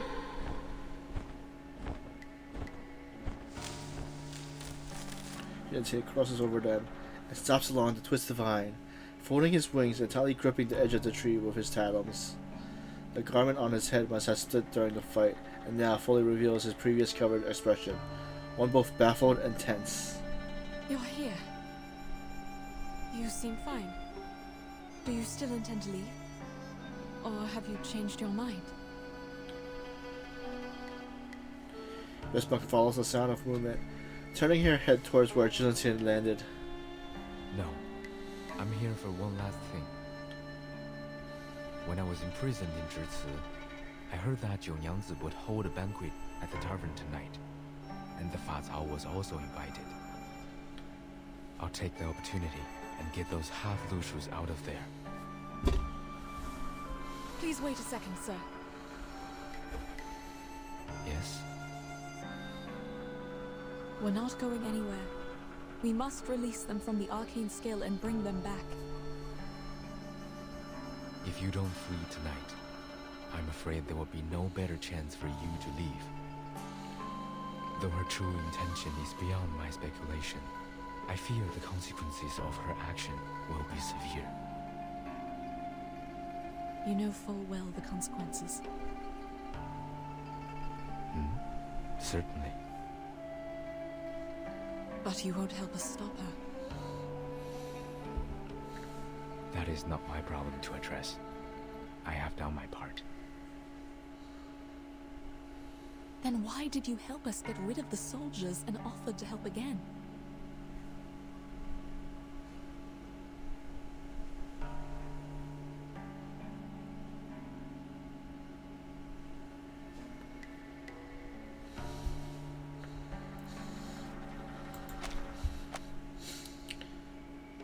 The question surprised Jensen. He has never thought about it until the moment. He lifts his wings, forming a posture similar to cupping his face, sinking into a complication. After the moment, he conjures up an explanation. It doesn't suggest my further involvement in this matter. You are contradicting your own words, sir. Jensen lowers her head and looks towards the dry earth near the embankment out across the river's calm surface. Very well. I'll put it differently. Look at the stream. It is empty tonight. There was a time when people sent lanterns down the river on New Year's Eve. Even the simplest lantern would glow like the moon on the water. Those lanterns, carrying people's wishes, floated down the river. The further they went, the more wishes were granted. Some would cast arcane skills on their lanterns to keep them from getting wet. But most of the lanterns still disappeared in the depths of the mountains or at the waterfalls. I used to look down at the city from the mountaintop, watching those lanterns float down the streams and merge into a light belt in the dark. They were more brilliant and vibrant than the bonfires that were lit up all night in this city. Lucia follows Jonathan's gaze and looks towards the river, only to see the bare and narrowing river looking more and more like a stream in her eyes. This sadly reality of a present makes it difficult to imagine the scene described in Genesis' words, despite the cosmic overflowing. Bismarck feels it too, but the safety of the companions remain a concern in her mind. I'm sorry. I don't understand what you mean. Time is against us. Now the river has dried up, and the water no longer has vitality. Rainfall is getting scarce, accelerating the dying process. What was given does not compensate for what was lost, so people no longer show up by the river and send their wishes at night. And I have lost my opportunity to watch the light belt. Even so, to this day, I haven't fully understood why I was impelled to leave the mountain. I once thought I couldn't bear the sight of those humans being turned into other creatures. And now you think it's no longer worth the effort to put things back in order? Yes. You people are no more than passengers in my life, drifting past me like those lanterns in the river.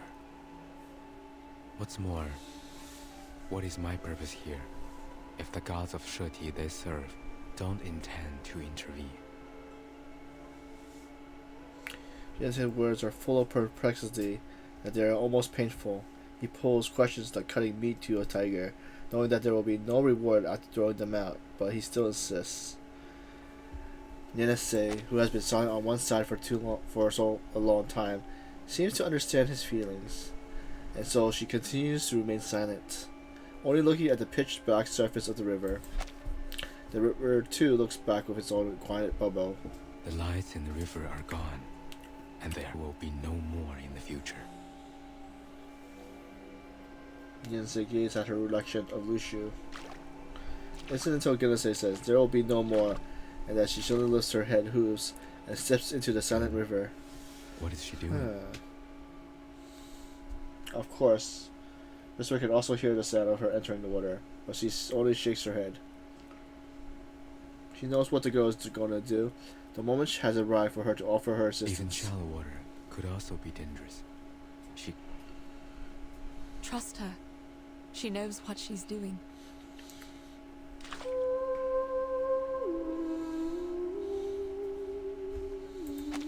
The water begins to engulf half of Yinsen's body. At the same time, her song begins. What is this? Colorful dots suddenly ignite in the narrow river in front of them, burning like intense flames along the water's surface. Then the dots of light meanders to a soft riverbank, drifting from the song, like travelers on a long river, journeying without end. The place where the light passes through now shines brighter than all the decoration of the city streets. More than many years' worth of river lanterns that has passed through the mountains. There are river lanterns. Yes? I can't see them, but I can feel the light. Are you appreciating them with your own eyes? I don't.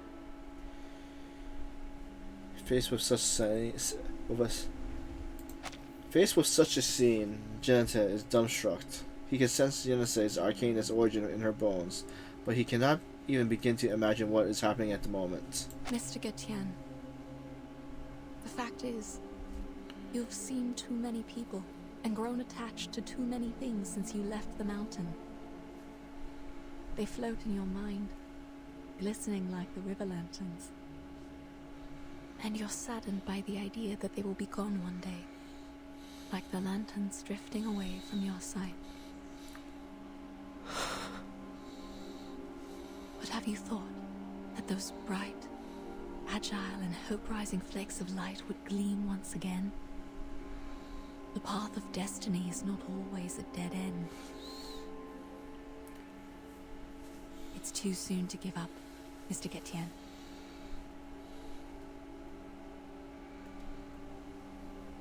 Here. It is your wand. Put it away, and please give this another thought.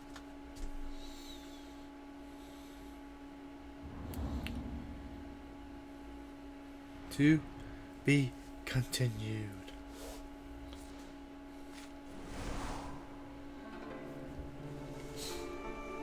See, we have 10. We have enough to upgrade. Yep. Okay.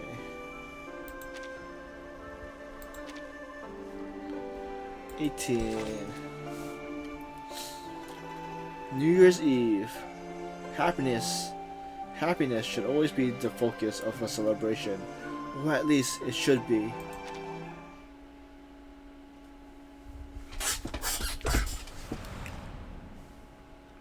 Stage 18.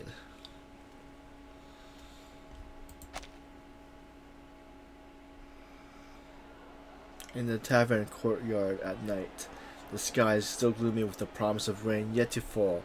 The mistral is the head of all present. But the festival atmosphere at the banquet seems unaffected, and the damp mist is easily dispersed by the clamor and high spirits. Oh, 九娘子, you are welcoming us at the door this year. Because Li Zhou said... Oh, welcome guys! You're all here! What's going on? You seem absent-minded. Here, 竹叶 flower seeds. I know this is the only flower you would use to make liquor. And here are 2 festoons with auspicious deer patterns. Not a fancy kind, but I made the pattern myself. Put it on the wall if you want. It will look as lovely as the horse paper cutouts you gave me last year. Oh dear, this is too much. I'll hang them up right away. Thank you so much. Oh, don't worry. To be honest, I didn't see that you would be welcoming us at the door. I thought I could sneak in and empty the jars before you showed up. Most has intended to spend the festival at home, but now they gather here at the generous invitation of Jinzhensi. The golden colors of the courtyard displays for all to see, punctuated by the delicacy of fine liquor on offer. Almost every corner is filled with people. who scatter like sand in the desert, with status and age set aside and all notions of formality cast to the wind. 1, 2, 3, 4.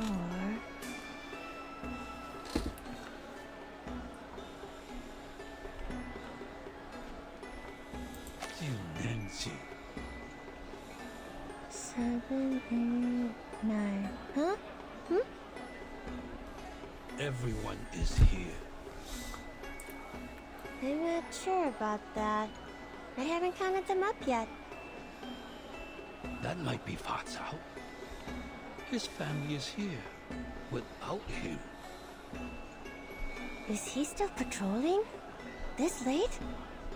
Is he still looking for the foreign ladies? Perhaps. But it is not polite to keep other guests waiting. I see. Then let's start the party first. I'll save him his liquor. All right, everyone. The hostess has a toast to make. Please pay attention. Thank you.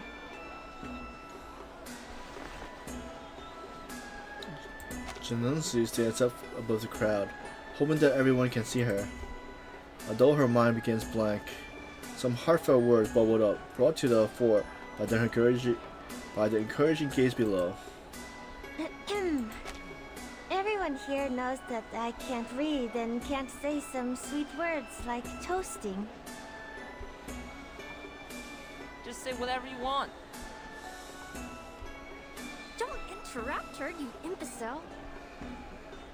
Oh, all right. Well, where was I? A toast. Right, a toast. But I can't do it myself, so I copied a line from the book at the place where I work now. I like how it sounds. I bid thee all to drink and be merry. Do not stay thy hand from thine cup. Hope I didn't pronounce it wrong. It means people should drink and drink more, so you shouldn't say no to it. Is that so? Well, whatever. Anyhow. Without waiting for everyone present to react, she looks up and drinks her bowl dry in a sunken throat.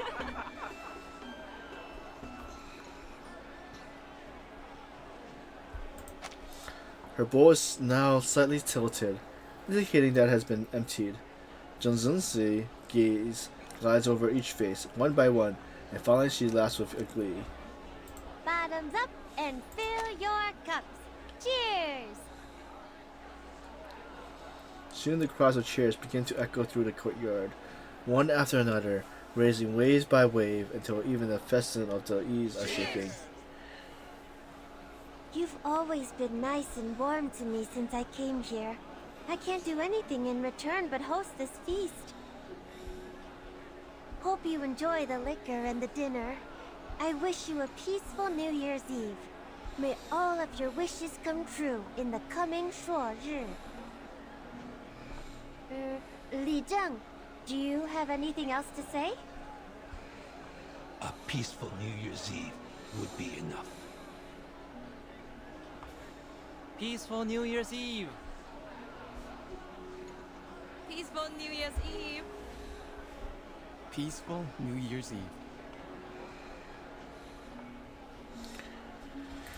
Ezio sits among them like a kindly old man from their neighborhood, rather than an opposing governor.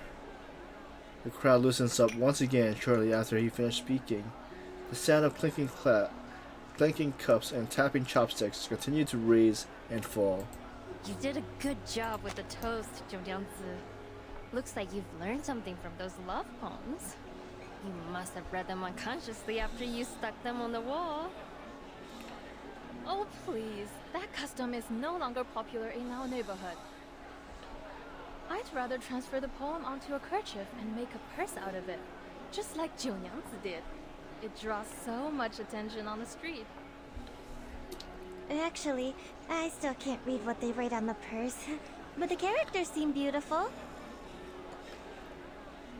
What about the one you recited during the toast? You sounded really fluent. Who taught that to you? Oh, that's from the former Julie, the one who went back to her hometown. She taught me that. Speaking of her, is she going to come back? I didn't know any better, but by now, she should be at home, having New Year's Eve dinner. Did you hear from her? If she doesn't come back, you will have to work as the official Zhili. Who will take care of the tavern by then? Tavern has never had a reliable owner before you. It would have still been run down if you hadn't taken over it. Jiunyangzi is kind and warm-hearted. Such a girl of integrity can perform well in both running a tavern and being a Zhili. You have high regard for her, Li Zhen. Are you telling the truth or showing partiality? The truth, of course. What she said in the Jersey a few hours ago is still vivid in my mind. I once again realized that it's never too late to learn. No. I'm not as good as you say. What did she say? Things like, one can remove the footsteps, but not the path one walketh on. Act not against the nature of thy flesh, for through it all things were made. She made it sound easy. The crowd erupts in a series of alarm cries. Really? Absolutely. She is indeed illiterate, but she keeps learning and interprets the classic sayings in her own way. Even if there were other scholars, they would be convinced by her powerful speech. Sadly, the one she confronted was not a human, but a Yao.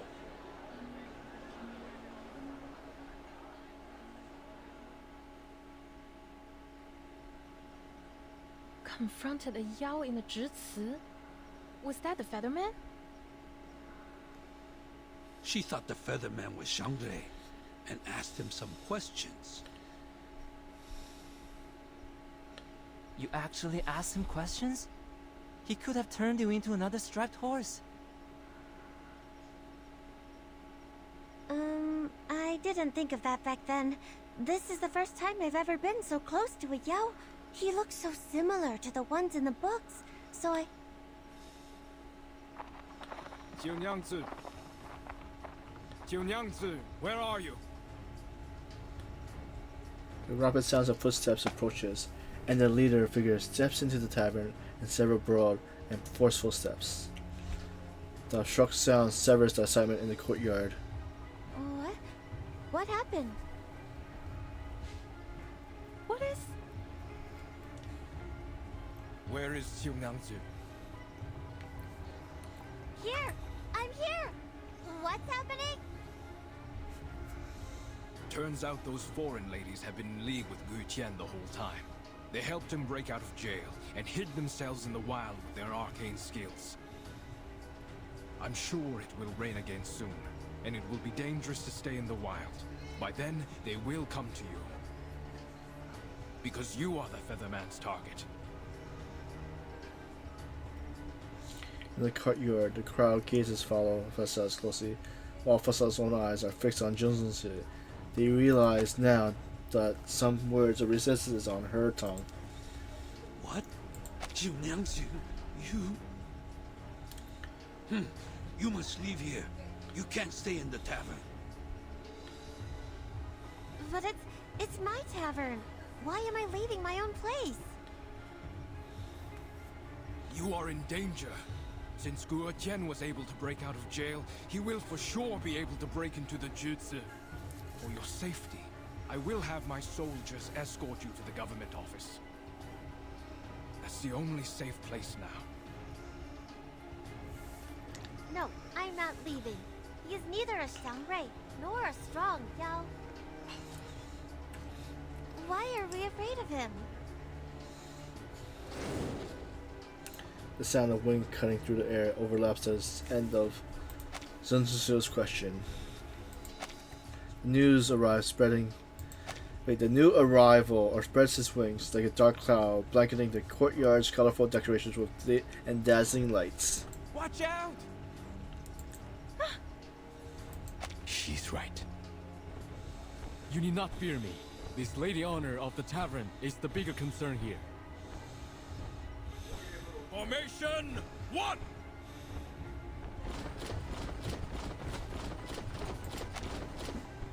The well-trained guard surrounds the tavern, and the sounds of running, trampling feet echoes through the courtyard.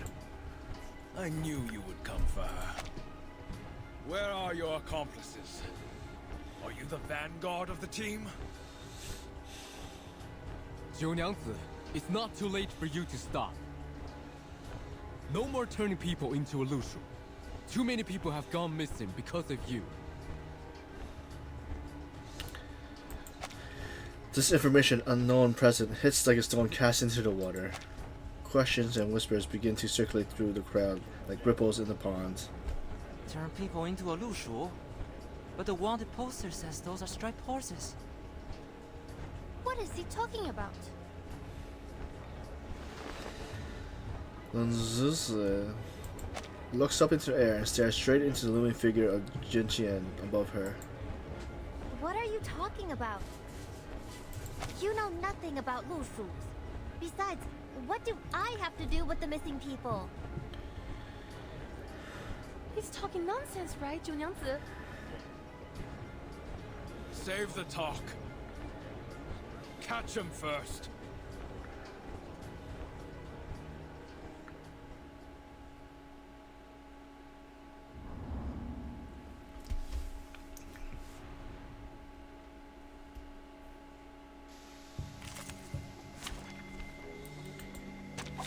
Nothing unexpected. For now. We're fighting him? Wear gloves. Yeah, I know.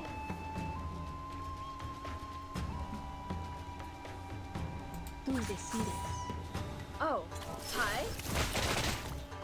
Hey. Don't be shy, mi amigo. Need me to get you guys an ambulance? Let's see. Yeah, Plan A. Hey. Don't be shy, mi amigo. Need me to get you guys an ambulance? Whew, that went smooth. Exactly.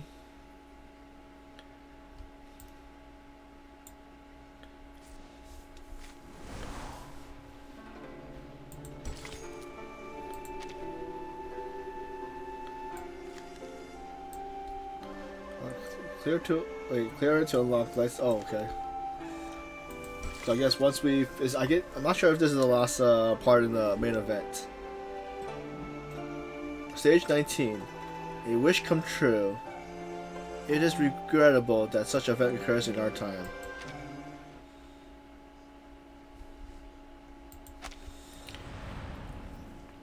Stage 19. A wish come true. So what's the wish? The uninvited guest is not willing to attack, even in his own defense, so a one-sided battle assures. It is only natural that the side assigned to resign to only invading will eventually lose.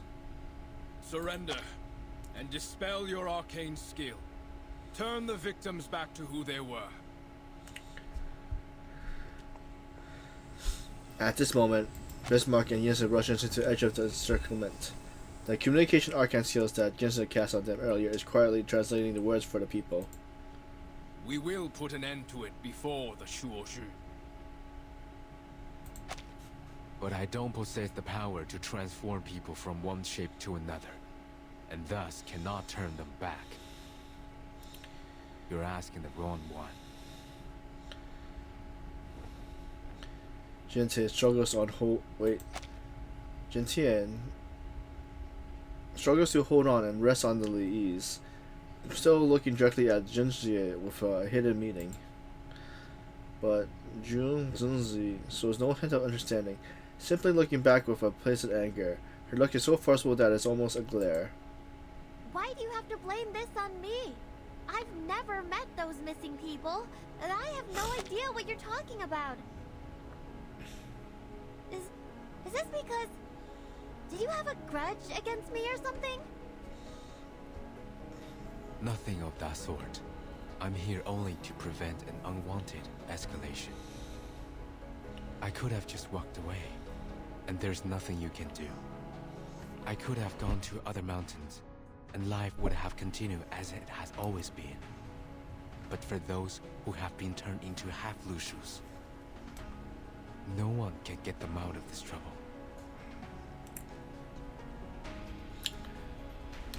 Jun Zilze stands stunned before him. After a moment, she struggles out an excusable remark, but her voice trembles slightly. Been turned into half-Lushus? Are you saying that the animals in my backyard and those in the Jitsu... Are they all the missing people?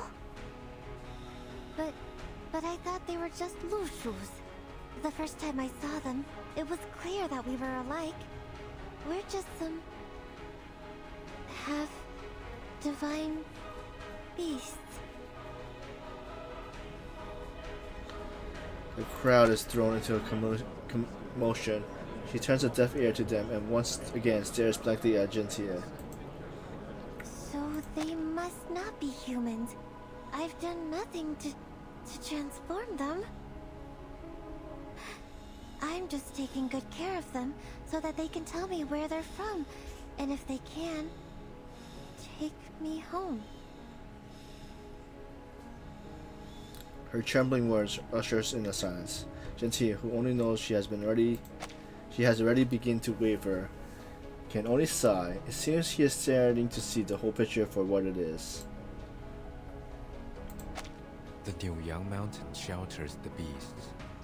The beasts have white heads, red tails, the bodies of horses, and the markings of tigers. When they neigh, the sound becomes music. The name is Lushu. The striped horses you keep in the yard are half Lushus. They look like what's told in the tales, and they cry like humming songs in the moonlight.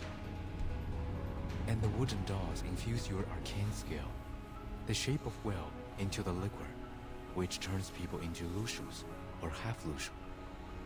As for the dolls, they were once soaked in the water of Peiling River. Were they not? The stream runs through the backyard. No. No way.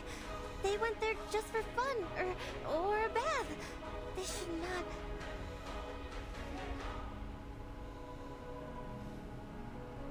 Beyond the encirclement formed by patrolling troops, Bismarck judges the course of events through the sound of people's voices. The listeners fell silent. The seed of suspicion has been planted. It is now time to take the stand. Hidden in the crowd, Nancy crashes into the soldiers on both sides of her. Sharp swords and spears brushes over her loosened skin, but she seems completely unfazed, charging straight towards the direction of the water jar. What? Who let it in? Catch it! The water leaking from the jar creates puddles in the crevice of the courtyard. Although it isn't much, it is still enough to buy some time. Wait! It's you! Nancy immediately looks up at Jonathan as though wishing to catch a glimpse of the arcane seal cast on his figure, only to find nothing there. The markings of a tiger and a red mane. Exactly what the Featherman said. But its reflection is a woman? He gasps sounds out from the crowd. Oh my, the reflection. Is that the foreign lady from the street earlier? Nancy also casts a visitor gaze towards Vincent. You are a Lushu. You're a real Lushu now.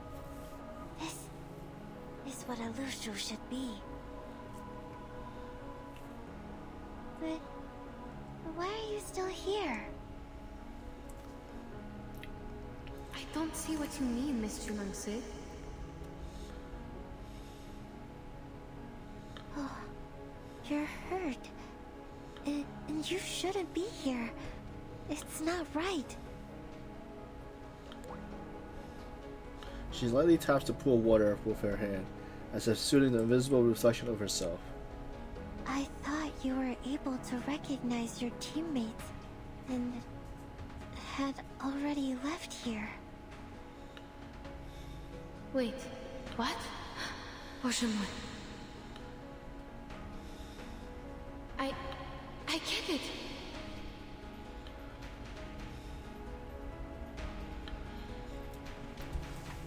Even the instantly, a reflection in the water ripples in response to the sudden realization. Junangse, you turned me into a Lushu because you thought that would help me find my teammates, didn't you? Last night, you said you would help me, so this is how you... But I was not asking for help. I was only being emotional, or pouring out my troubles. Anyway, I was not asking for anything from you. From the talk, I could feel the sincerity from the bottom of your heart.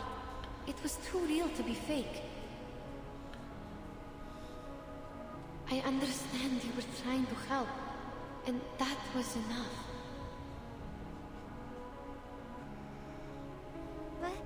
But I don't understand. The Taoist said, the one who can protect and benefit the people shall be a Xiangrui. If you can, but you don't, that would be wrong. I've done a terrible job. I'm not that majestic, nor do I look like any Xiangruis in the book. I can't even turn into a real Lushu. How is that enough? She shakes her head and takes 2 steps back, and though she can retreat no longer and collide with the motionless patrol guard. Jiu Niangzi, I think you need to tell us everything.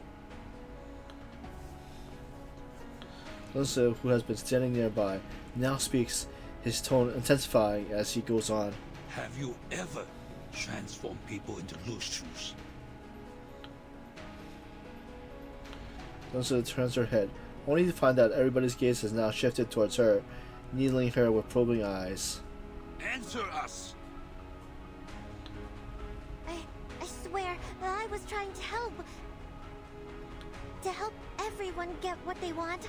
Just like the former Julie. She wanted to go back to her hometown, so I offered her a drink and sent her back. Junyangzu, do you understand what you are saying? I understand every word I say. Her reaction says more than any confession. Every sentence is a declaration. Every sentence is an interrogation. Jiu Niangzi, what have you done? You should have asked this a lot earlier. What did you do to the Julie?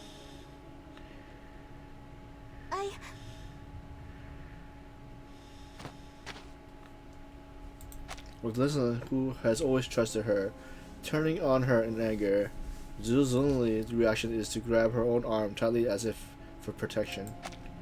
She wanted to step back again, to keep herself away from the intense emotions, but there is nowhere left for her to go.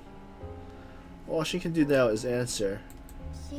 She came to my tavern and complained that you didn't understand her at all, and that she was considering going back to her hometown. But it seemed far away from Pei City. She looked sad and tired, and didn't know what to do. So you... I must grant her wish, mustn't I? The Taoist said a Lushu can easily go 1,000 miles within a day. If they start running, go faster, that will be over 10,000 miles. If that's how I can help her, I should definitely do that. You...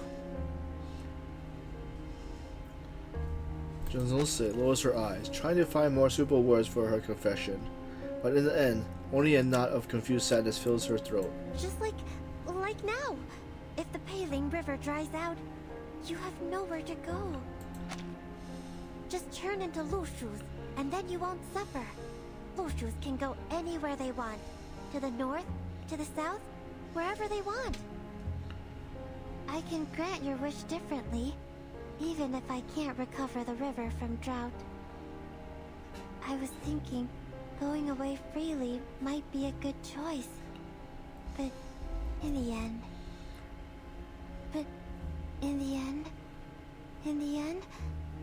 what I'm doing is wrong? For a moment, almost everyone is at a loss for how to deal with this revelation. Every sentence seems to them to be absurdly wrong, but the tones from which she speaks is completely sincere. Yet no matter what explanation she might offer, it only reveals that the true culprit of the disappearance was in fact Jun Yose herself.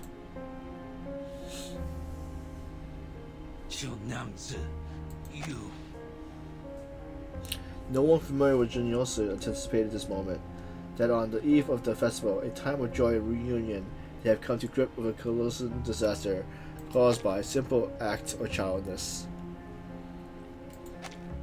But if not by doing this, then what else can I do? This matter is too chilling and heartbreaking for the early spring nights. Yose, who has remained silent for a long time, takes a step forward.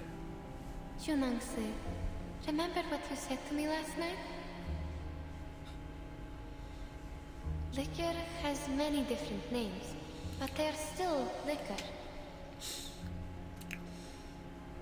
You can put on many different clothes, but you will still be the same Junangse. Likewise, whether you turn me into a horse, a donkey, or a lushu, I will still be the same Yenise. You don't have to force yourself to become the people's Zhang-Rei. I think it's only an unreachable symbol. What matters is that the Junangse I know would do whatever she could to help others. That's just what the Zhang-Rei does, as far as I know. Even though some results turned out to be not so satisfying, your sincerity is as valuable as the Zhang-Rei itself.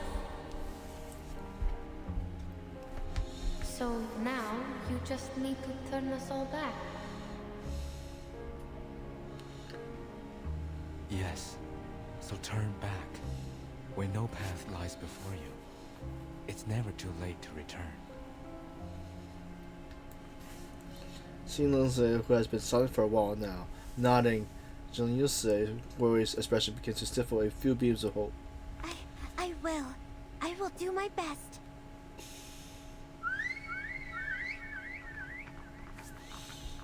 Jun Yuse turns around and whistles.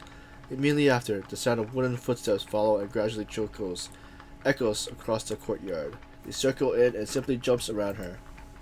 Alright, you can talk now. It's okay.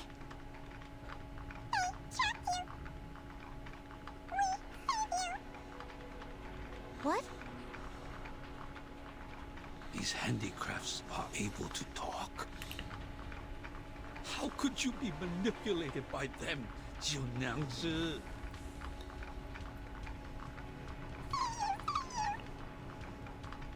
No, you're getting it wrong. Don't save me. Yi-Jung, I'm not manipulated. They're just wood. Well, they're indeed my friends. No. That's not for now. They just talk like that. That's not what they mean.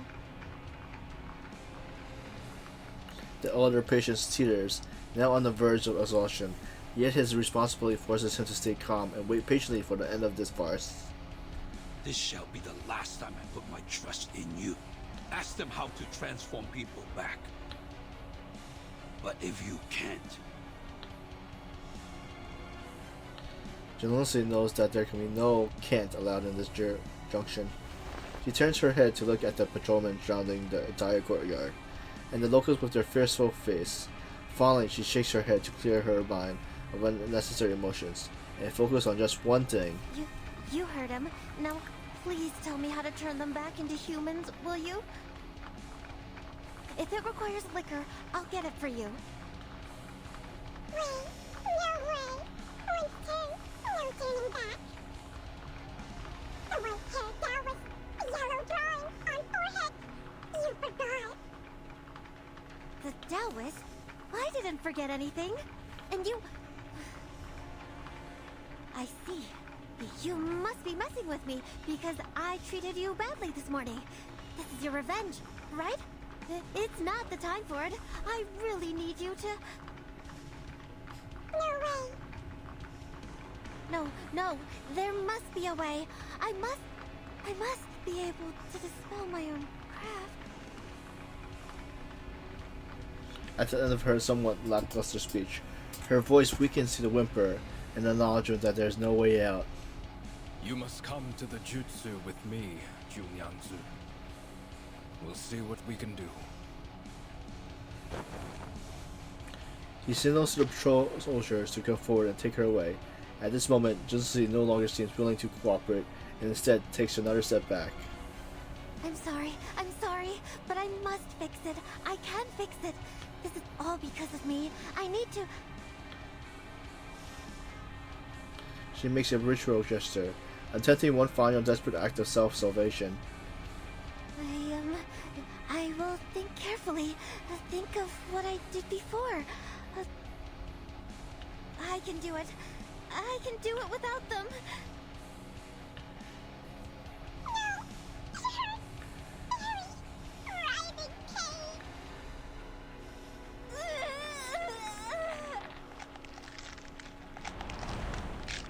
A dim light emanates from her forehead, like moonlight of a silver stripe on the lucial skin to the dead of night.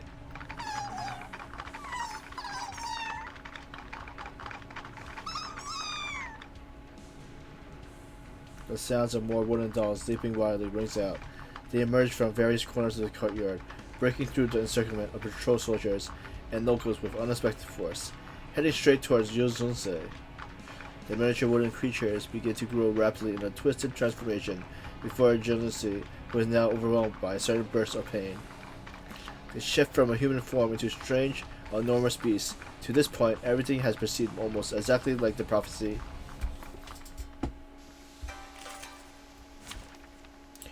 Balance mode. A temporary balance. Okay, I see. Okay. Prayers, what are the... Okay, we have prayers. We can't upgrade. Okay.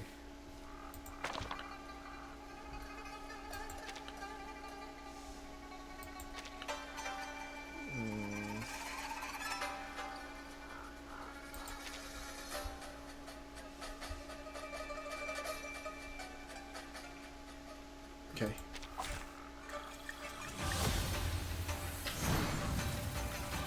Oh, is that two enemies? GT lies with you. Yep.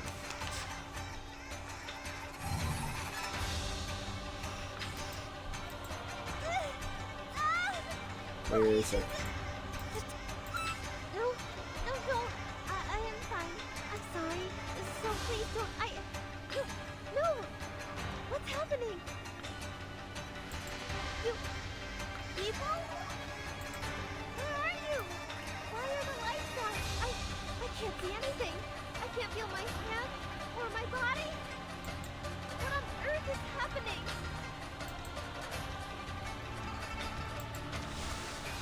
Let me see, can I... Let me accidentally go back again. Okay. Oops. Okay.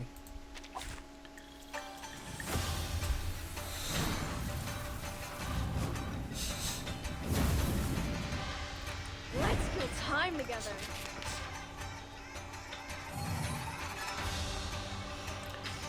Panting.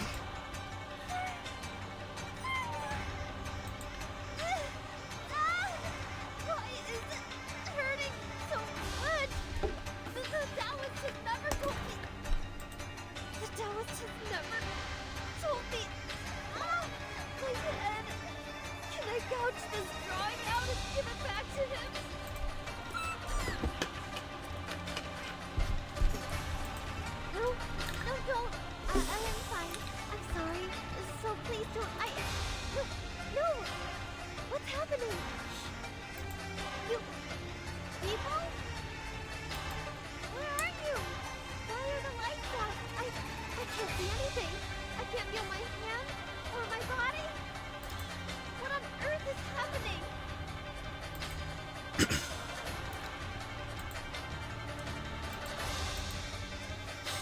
Alright, let's see. The moment of utterance. Yeah, I know. Oops. The moment of silence. Wear gloves. Who's seated? Yeah, I know. Learn from silence. Oh, hi. Need me to get you guys in. Hey! Don't be shy, mi amigo. Stand. Intentarlo de nuevo. The crimson red manifests fire, and the sign stands for wind and thunder. The latter does not belong to the 5 elements, so it is our chance to break the ritual.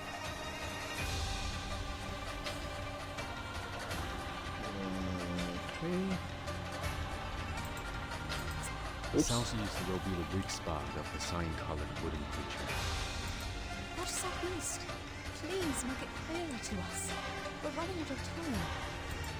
Facing the south and seeing the moon rise to the southeast, one may find a position of cover. I see the fire appears along, so the ritual has a flaw. Move with me. Is this? Careful. It is performing some kind of ritual, but we are getting too close. What are you doing? You can't just... I sense danger. Zhou Nyangzi, stop the DOS immediately if you still have senses. I can't.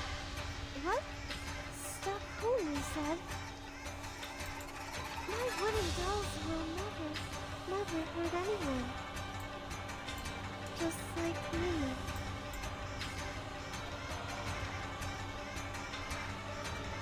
Andy.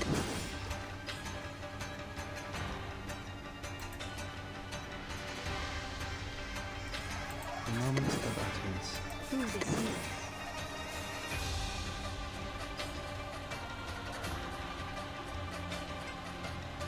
Plan A. An unconventional choice. Until the torch is lit. What? You still don't recognize me? What about now?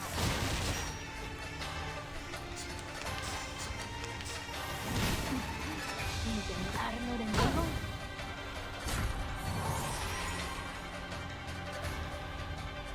The moment of silence. Sterilize.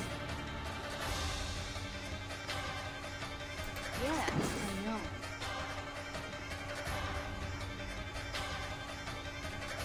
Wear gloves. Learn from silence. Get out of here! Need me to get you guys in. Get out of here!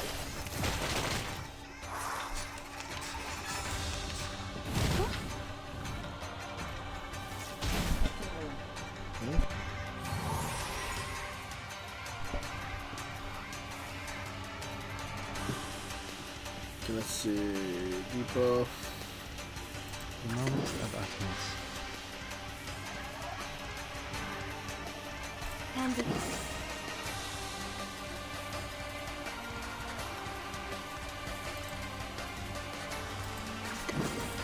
I'm ready.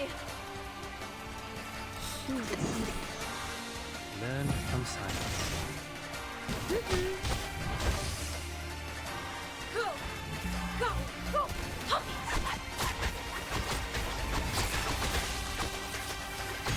Hey! Don't be shy, mi amigo. Let me in.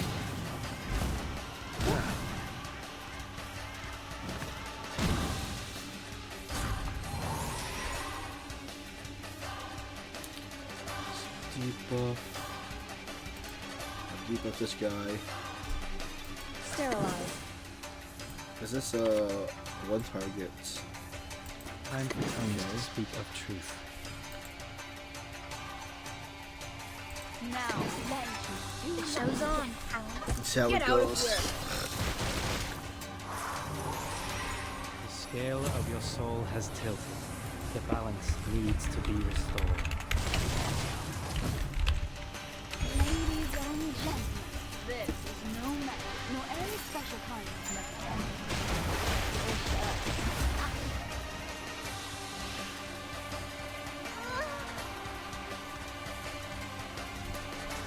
We just had to take out one of them.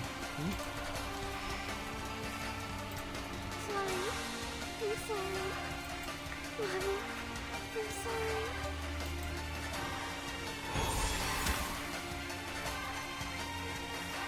The doors are no longer moving, are they? I heard no noise. The dolls break. They aren't.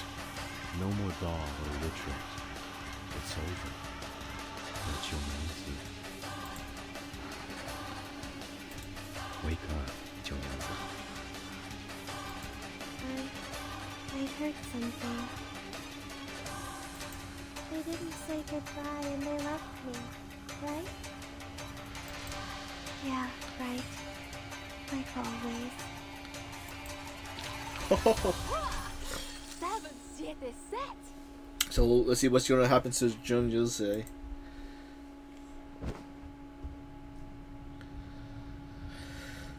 Junjose sits slumped in the debris of the wooden doll, smashed through everyone's joint efforts. The pain fading from her face leaves only a desperate look of despair. She holds the fragments of wood, helpless as though they were as that weak and panic girl in the bustle marketplace much more. Seems what they said is true. I can't do it. I just want everything to be back to normal. Is that too much? There should have been ways to undo it. But now, even I am confounded. Your pain is real, then...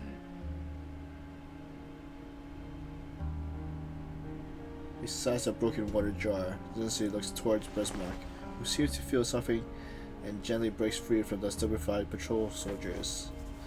The static courtyard is like a frozen scene, and Bismarck is the only actor walking freely on stage. Not being able to see the danger gives her an unworldly calm. You said you can't do it. Not that you don't want to, right? The arcane skill with conditions cannot be taken back once it is cast. Just like the irretrievable curses and vows in Siberian shamanism. I can see some markings on this girl's skull, like an unknown seal. I've been speculating about what caused limitation of her power. This may be the reason why she's in pain. A seal powerful enough to change one's marking on the bones is not to be easily broken. Skull?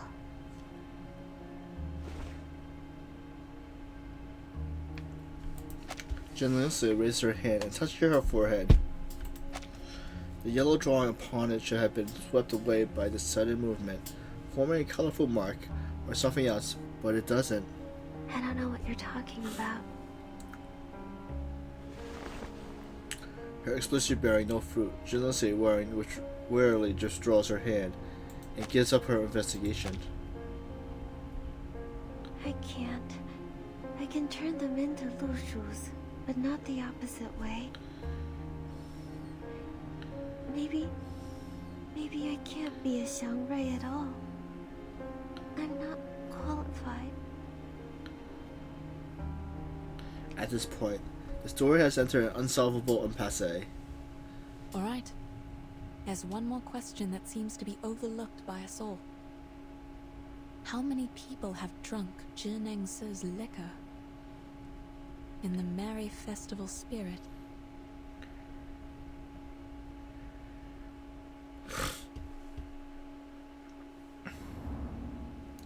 To be continued.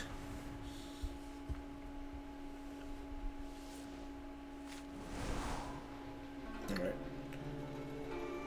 So 20. Farewell to the past. Clasp your hands, bow your heads, and become a figure gazed upon.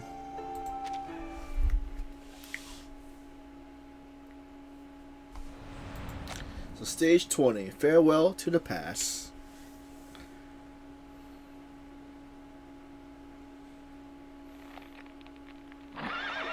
When the voice of the outsider fades, the fated hour also arrives. Those among the crowd who drank the liquor undergo a transformation amidst chaotic dreams, and each and every one of them becomes a Lushu. As Junjunzi watches this unreversible scene, she is unaware. Huh? See, as Junsi watches this irreversible scene, she is unaware that tears are already flowing down her face.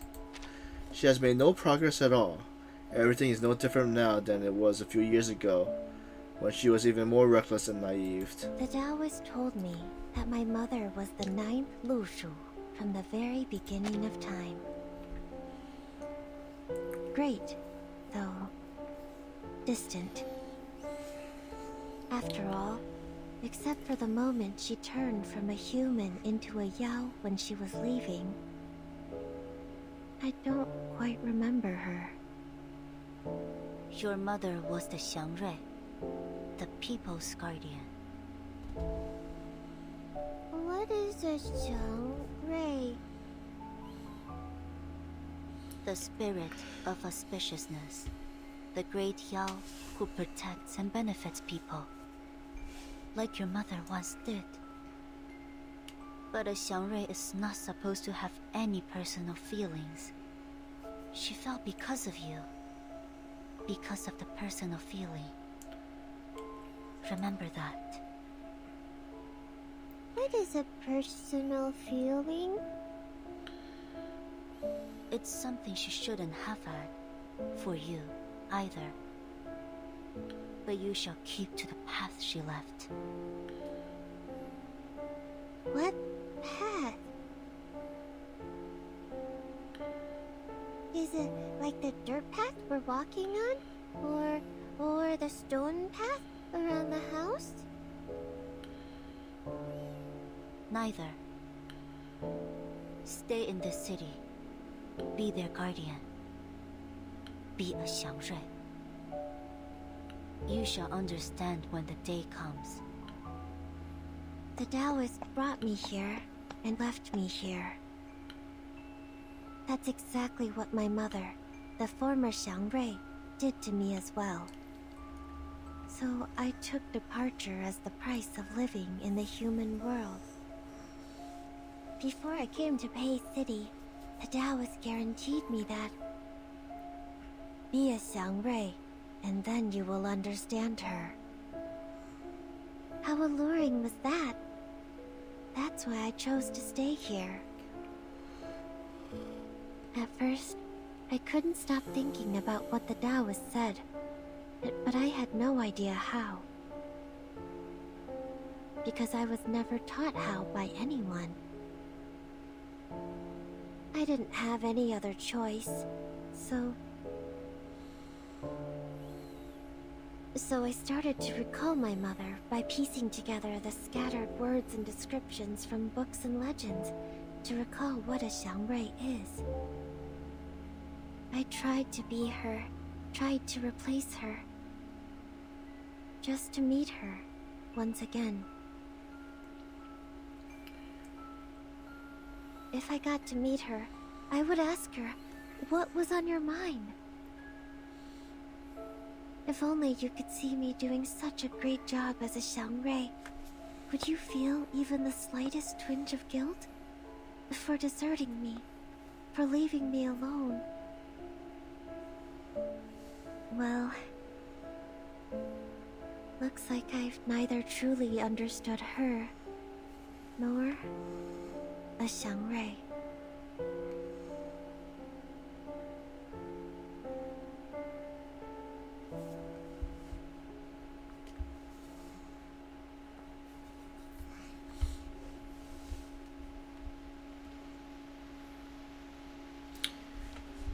Between the two people standing in the courtyard walkway in the silent rain, a decision is made. Yangzi, are you really going to... As someone who has always been steadfast in his will, he rarely hesitates. He doesn't know which word to use to emphasize the danger of this matter to the person in front of them, or whether all words are powerless before her final choice. And so, ultimately, he remains silent. It's fine. I know there's no one who could jump over it. In order to stop me, Li Zheng even told me some stories, and they were not very suitable for children. But I have to, because there's no other way. Only the divination.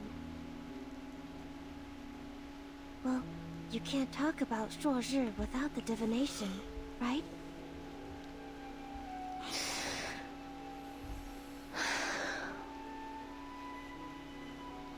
Thank you for letting me go.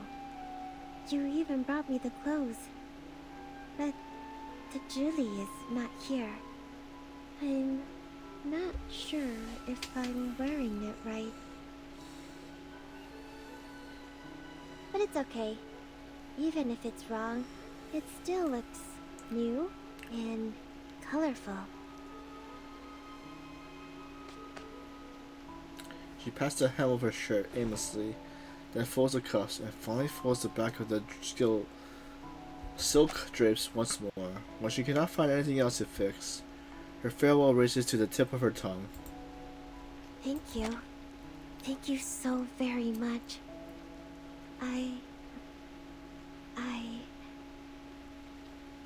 I'm leaving. Then.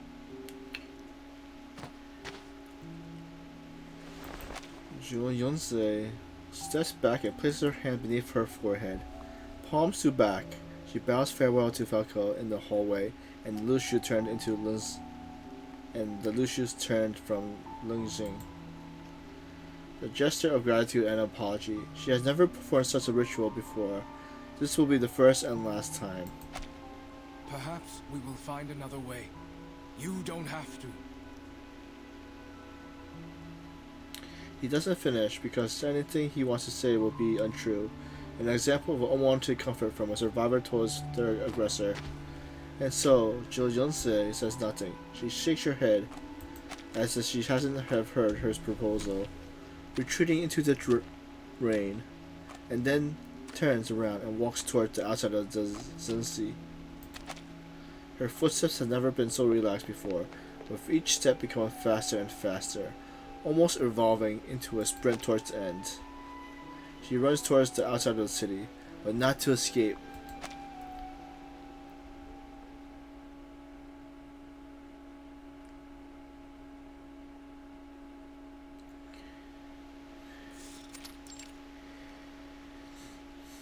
The rain has not stopped since the previous night. Outside the city, Bismarck and Yunse stands at the end of the broken bridge, gazing at the misty banks opposite of them. Gentier is perched on the tree above their heads. He has been here all along, arriving earlier than the others. Mr. Getian, we are left with only one option, which is to stand here and pray for her. Correct?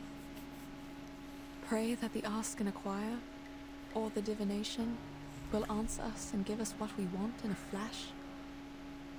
But is it really possible?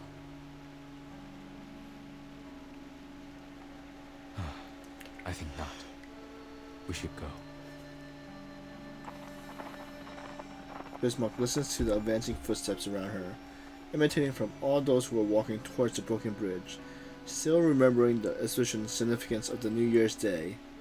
At first, she tries to distinguish the voice that might be Velko and the others, but as the rain grows heavier and louder, she finally gives up. I heard today is a special day for the locals, known as Sui Jiao Chuan. Mr. Getian, what is Sui Jiao Chuan?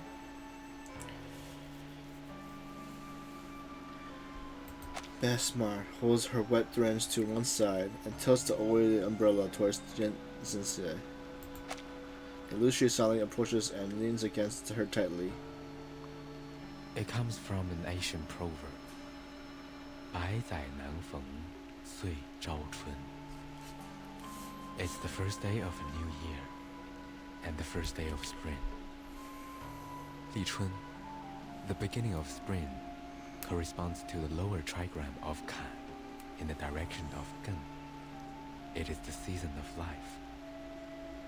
A time when the weather is clear and young fills the air. They are pleasing to the ears. But I don't know what to make of it when all these are put together. Li Chun is one of the 24 solar terms. It signifies the beginning of spring Sui Zhao Chun is how people would call it when the first day of the Du Shuo festival and the first day of spring happen to be the same day. It is a once-in-a-century good sign. Indeed. It's also the first day of a new year. I like the coincidence. Do you still find it equally pleasing if your teammates are not coming back? Then I will take them home as they are now and see what I can do. I know the words are hidden behind your silence, but this is the best option for now. After all, as you just said, prayers are not enough to bring them back. They could, for a time. But that's only what happened in the past, as you just said. Good days only exist in our memories. That was before the flood. The aftermath of that disaster lasted longer than I thought. I was so wrong to think it was over.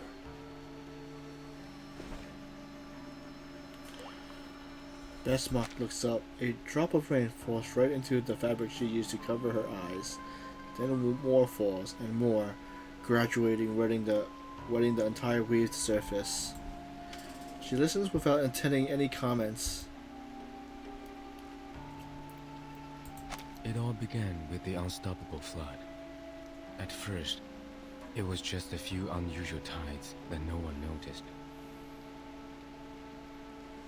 Then, the flood came, followed by the destruction of the bridge. The temple on the mountain thus lost its connection to its pilgrims. The prayers were no longer answered. I do not understand what caused all these things. My people left the mountain to help with the situation, but they never came back.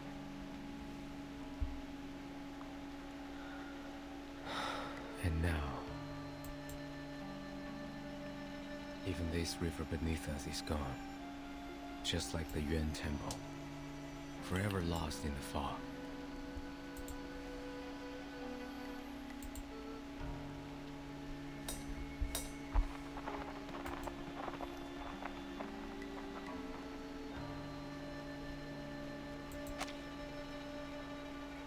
Behind them, the city residents gradually approach and carve words of divination into the wooden sticks in their hands, just as they had in previous years.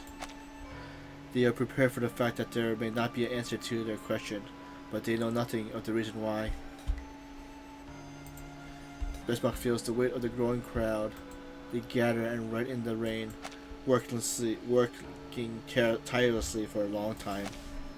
In the eternal fate of humans and arcanists to act upon desire they know cannot be realized. It's useless.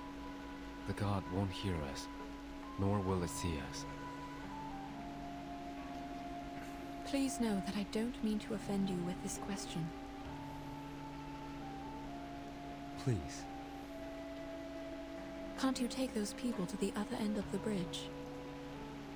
If the condition of the divination is to go across the broken bridge. Though we're both outsiders in this place, you are more naive than I am. Huh? One can only meet the condition by going over the bridge oneself, even if the price is their life. You might think it's cruel, but what good would it do if people were easily given what they asked for, without paying a price? Wouldn't it make other suffering a joke?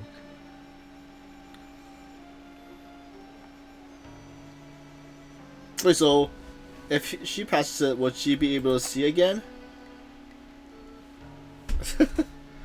Jintian lowers his head to look at Bismarck and the quiet innocent beside him, thinking that they perhaps do not believe his words. He rarely needs to say so much to others in such a short space of time, but since he has already started, he might as well finish. You don't believe me? I'm trying to understand. It's all the same. I can take you to the other side of the bridge. But you must not be disappointed if it ends up fruitless. Pardon? I can take you there. Why? Why the change of mind? Haven't I mentioned it before? Mentioned what? Your bones. Among all the others, you are the only one for whom I do not recognize the markings on your bones.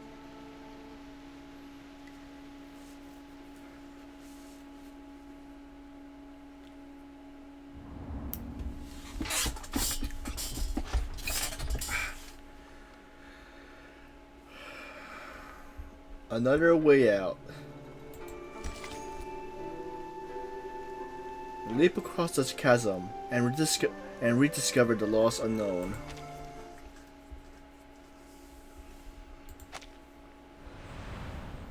So stage 21, another way out. Wonder how many more stages there are.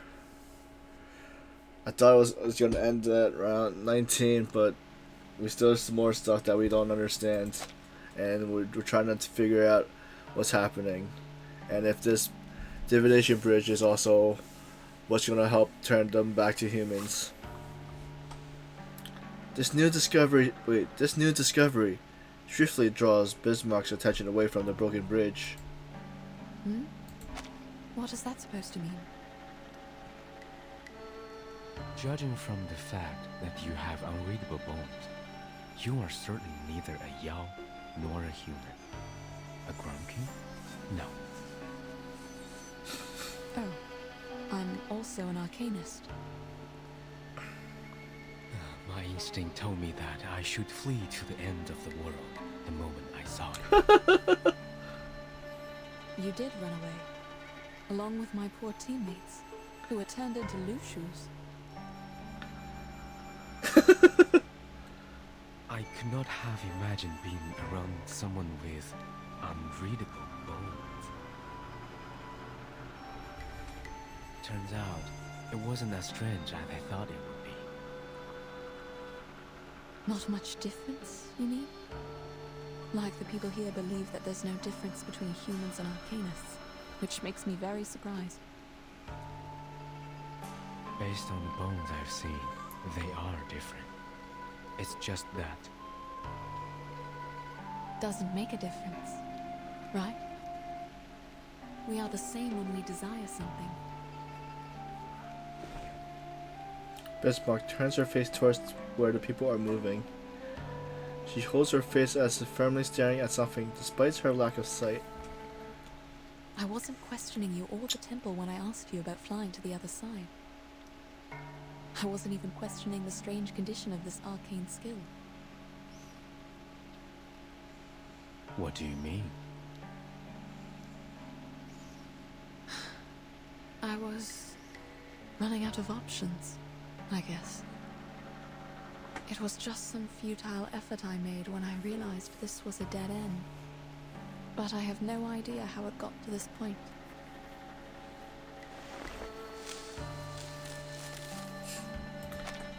Bismarck makes her decision.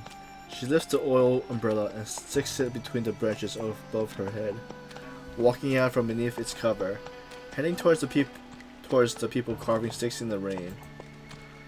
Yenase does not stop either. She follows behind Bismarck, just as she's been doing since their departure. Where are you going?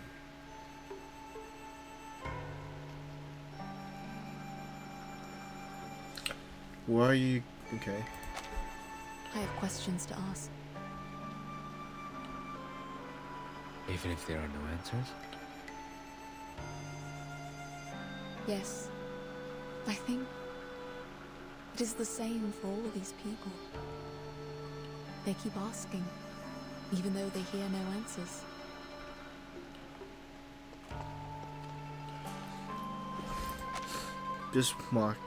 Bismarck walks forward, almost reaching the broken bridge, until Yenase grabs her sleeve. It's okay. I know what you're going to say.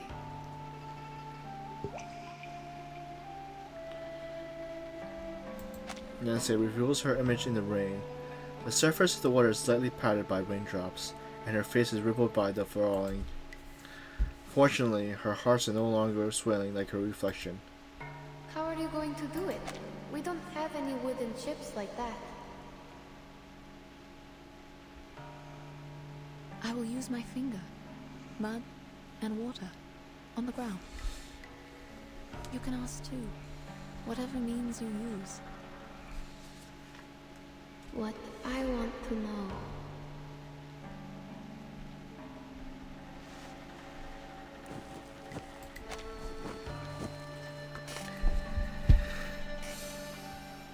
Hey, Amai. How would you like to be? I wasn't not sure how to pronounce your name, but did you finish the story already?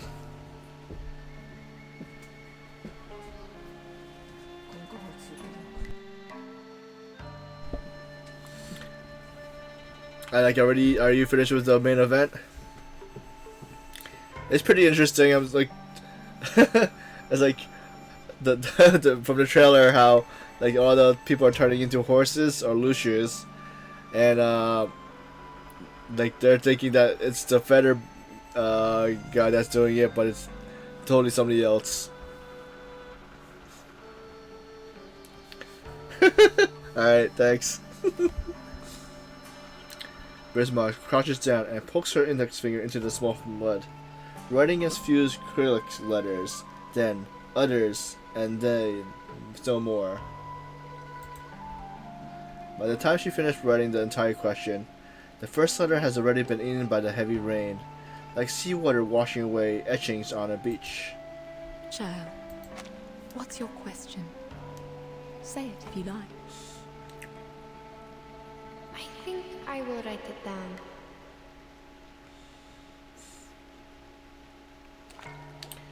Yenase doesn't believe that doing so would have any purpose, but she cannot refuse Bisma.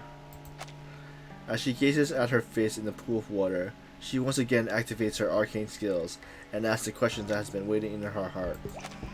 The red-haired girl suddenly disappears from the pool of water in front of her, and said, the line of cryptic letters composed of warm-colored dots appears on the clear water surface. The girl looks at the water and realizes that the line of words doesn't need to be fully legible. Rain pounds and waves rise. The water trembles with her question. Wait, what is her question? It says in the I can't read it. Are you? Wait, no. Okay. Where is my water? The sudden emergency of more animal footsteps prevents Innocent from becoming lost in deeper thought. The red-haired girl reappears in the water, her tone as inspiring as usual. Are they still going to carry out the fortune walk?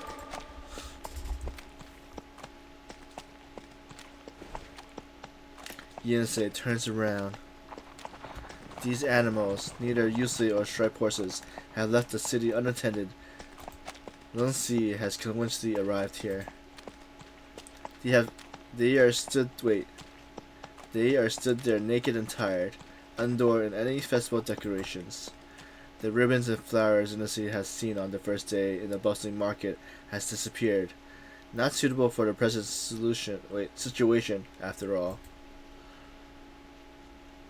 They are carrying wooden chips in their mouths. They're all here, right? Yes. With the wooden chips. They are here for the divination. But the chips are empty. They will have to ask in their minds. What would you like me to do?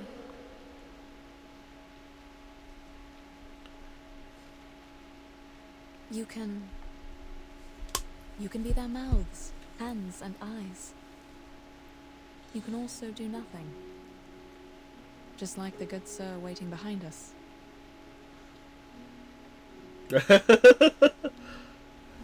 Jinsei remains in the tree and thus sees everything. His wings have become damp and heavy from the rain, and the cloth on his head is soaked, pressing down heavily as it's dragging him down to the ground. Back into the mud, back to the place where the world began. He doesn't move, silently taking stock of everything that's happened under that tree. I see. If they're here for the divination, I will help.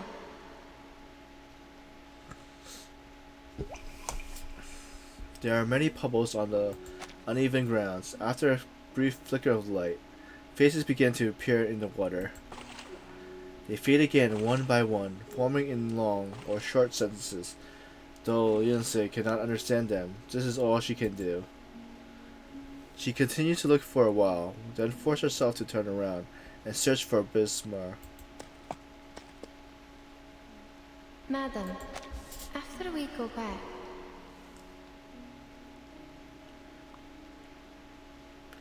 Bismarck smiles, shakes her head gently, and halts the girl's words. Bismarck turns around, seeming to facing Jinsei's direction, back to the city gate which everyone came. She can sense a steady stream of energy flowing towards from destination. You're wrong. It can hear us. Jinsei is on a tree, shaking off his wings like a shallow, shaking off the reason for making him feel so essentially damp. He knows that Bismarck must not be talking to him, as the blind arcanist continues to work in vain. But then, he is wrong yet again. Who is that?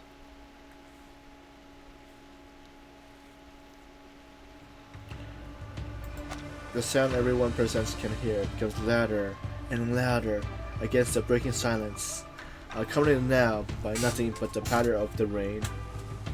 All they can see is a red dress swiftly passing over them all. It is Jinsei.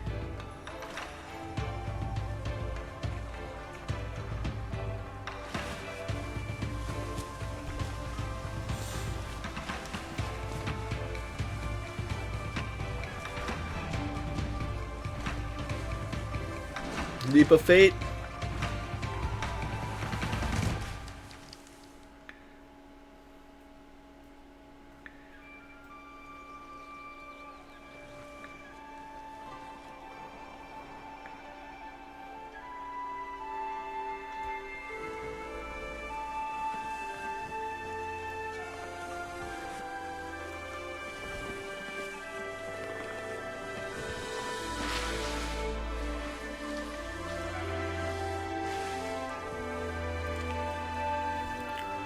Oh wait, did she actually turn into a Lucia? Lucia?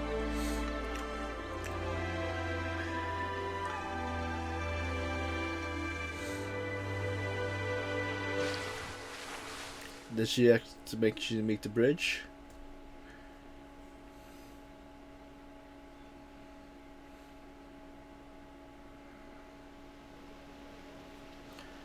Both those familiar and unfamiliar with her quickly realize her identity, despite the change. Why did she do it? Why did she really jump over the broken bridge? What could possibly have happened to her after doing so? A mirage of questions hover in the minds of unconfined witnesses. They're back! It was her. The noise I heard. It was Chen-Eng-Se, right? It was an unusual disturbance when she jumped over the bridge. That was 九娘子. Mr. Liu, did you see that? Yes, that's her. That's really her. High heaven, she did it. She jumped over. In shock, someone hurriedly pokes their heads towards the opposite bank of the broken bridge, but stops and withdraws at the cliff's edge. They are seeking a definite answer, but fears the steepness and height of the cliff. Naturally, they never imagined someone might cross it. That.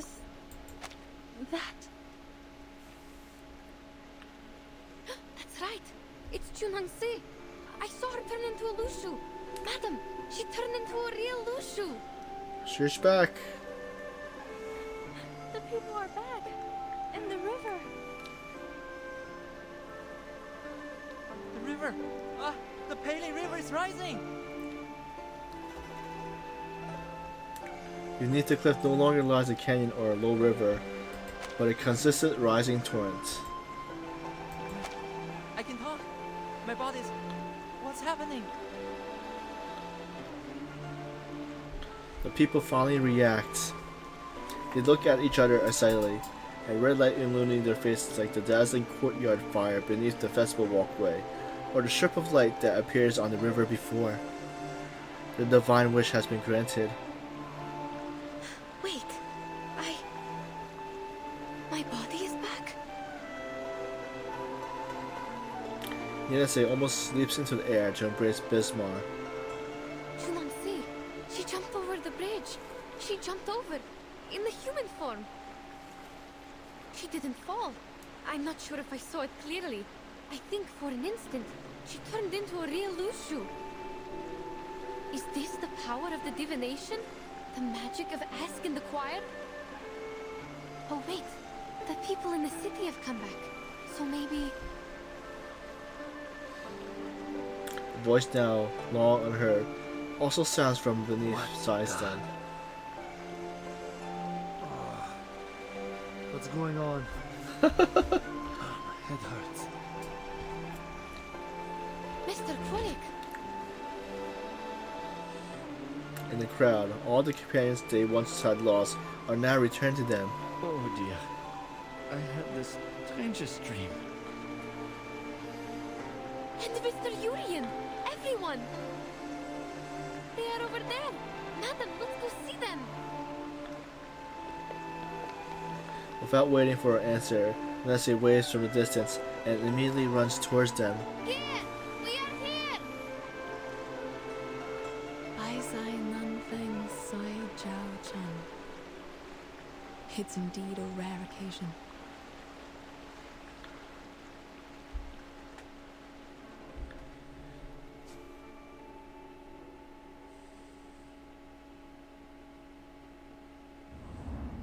Oh, there's more? So I guess she did make it over, right? Ask and inquire. And so the river flowed.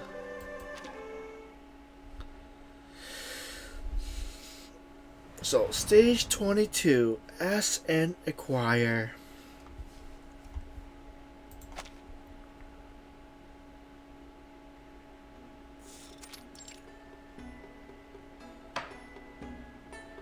Previously, we were at... Lushu, the Xiangrui came to the human world to go through the God's test, but she repented. Exactly. She had been troubled by the repentance until the New Year's Eve. That night, her tutor straightened her out, and she was very grateful. After that, she bid him goodbye and went to the broken bridge alone. However, ladies and gentlemen, the Shoru this year happened to be the beginning of spring. Such a coincidence happens only once every 100 years. On this particular day, the thunderstorm was raging and all the strangest things happened. The cliff was shrouded in confusing fog, and below was a bottomless abyss. No one had ever jumped over the bridge successfully. Yet, the Lushu decided to make an attempt for the sake of the people who believed in her. She was determined to retrieve the tortoiseshell divination. That's not it. She used a wooden chip, not the tortoise shell. You've told this story for many times and still getting it wrong? You have to admit, you're not young anymore. Well, there's no such thing as a perfect story. Adaptations are always allowed, right? Please, pretend you didn't hear me and forget about it. Give me a break. He's telling that story again? I thought he'd be done with it after last time. I even bought a ticket. Last time? When? Last year? Did you sleep for a whole year? I hear you, gentleman in blue. Now he's listening. You know, you are part of the story, just like me. Me? What do you mean? Listen and you'll know. So, the Lu Shu jumped over the bridge, awakened the Yuan Temple, and revived the Pei Lin River. As a result, more and more people come to the Pei City at festivals. So I start telling stories again. As for you, the Lu Shu took over your tavern and turned you into her kind because you were an unscrupulous profiteer. You gave short weight to the people. That caused the decline of your business. Yet, you blamed it on the poor harvest. I think the Lu Shu saved you from the plight. She ran the tavern for you, and you had a good sleep during that time. In a word, you did nothing good, but things ended up well for you. What? No way! I want that too. If only somebody could finish my essay when I fall asleep. Already writing a political essay at this age? You have a promising future, young man. But I think you should go home now and get some sleep. You need to rest well so you can continue with your studies tomorrow. After all, the essay matters much more than the story, right?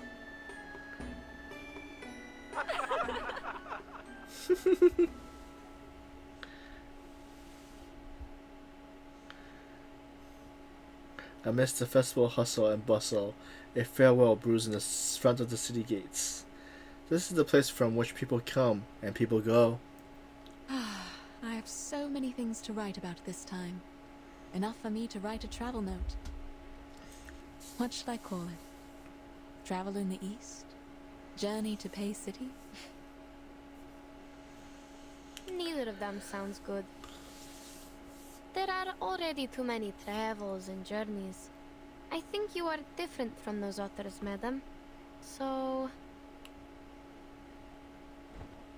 Jantin escorts the group to the spot near the city gates, where the road splits into two.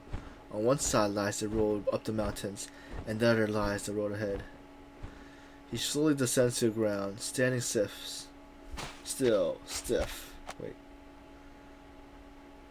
He slowly descends to the ground, standing still, stiff, and slightly uncomfortable.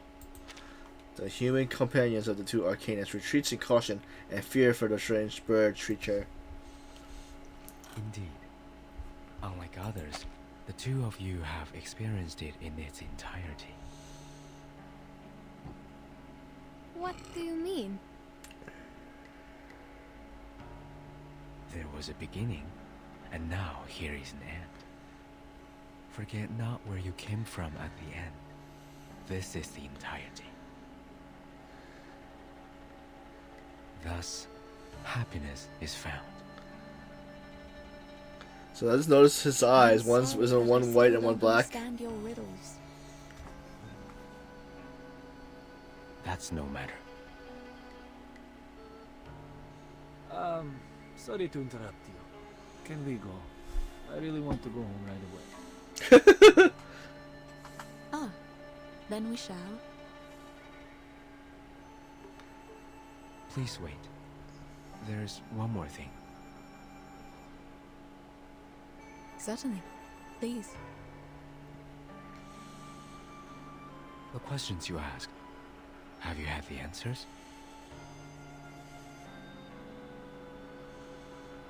I'm not sure. What do you mean? When Zheng Se jumped over the bridge, Yenase saw a pattern being formed where I wrote my question. We didn't understand it. It didn't bother us either. Perhaps because there was no answer to my question. question is asked, and a divination is made. What you saw might be a hexagram, not the interpretation of it. Do you still remember what it looks like? Jensen thinks for a moment and uses a rock hammer handle to draw crooked and twisted lines in the sand, with occasional breaks in the middle of them. It changed a little, and ended up like this. The hexagram of water and fire. I'd assume this belongs to an elderly person. What about yours?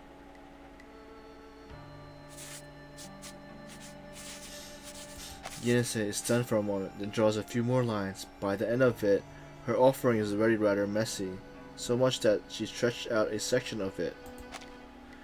Fortunately, Jensen can still read it. This is Shu, the hexagram of waiting, though I don't know what could be derived from it. The interpretation is simple. Above is water, the stranding dragon, advising patience.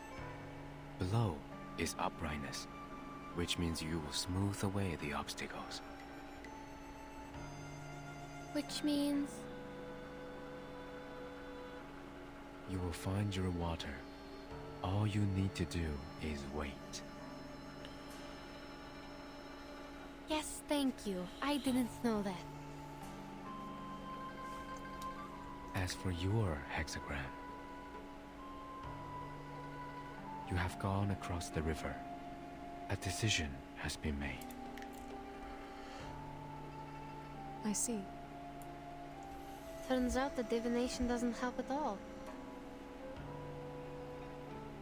It does, if you believe in it. No, I know what you mean. It is exactly how I expected it to be. Thank you, Mr. Gutien. No need. And what about you? Have you learned your answer? It told me to let things be. Since I have left the mountain, I should follow what's inside my mind.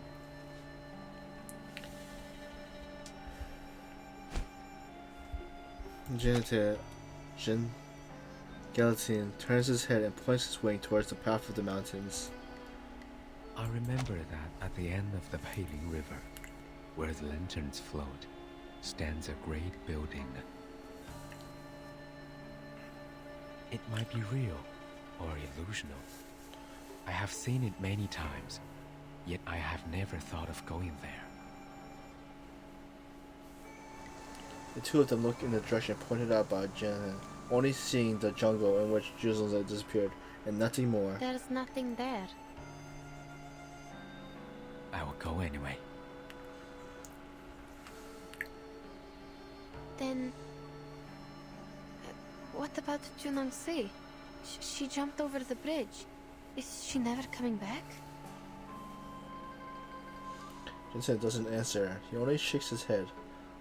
All Jensen can do is glance over the Jensen filled with unspoken inquiries. Bismarck turns towards the distant cliff and jungle, standing without speaking for a long while, until at last she breaks her silence. Perhaps we will meet again, one day.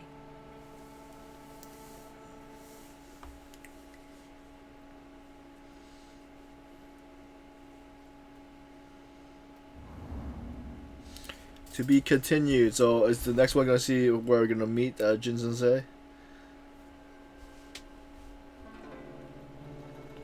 We will meet again.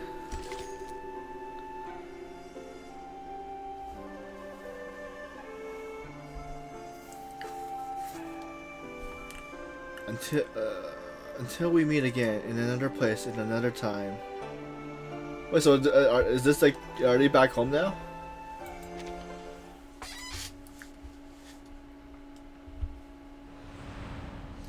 Stage 23. We will meet again.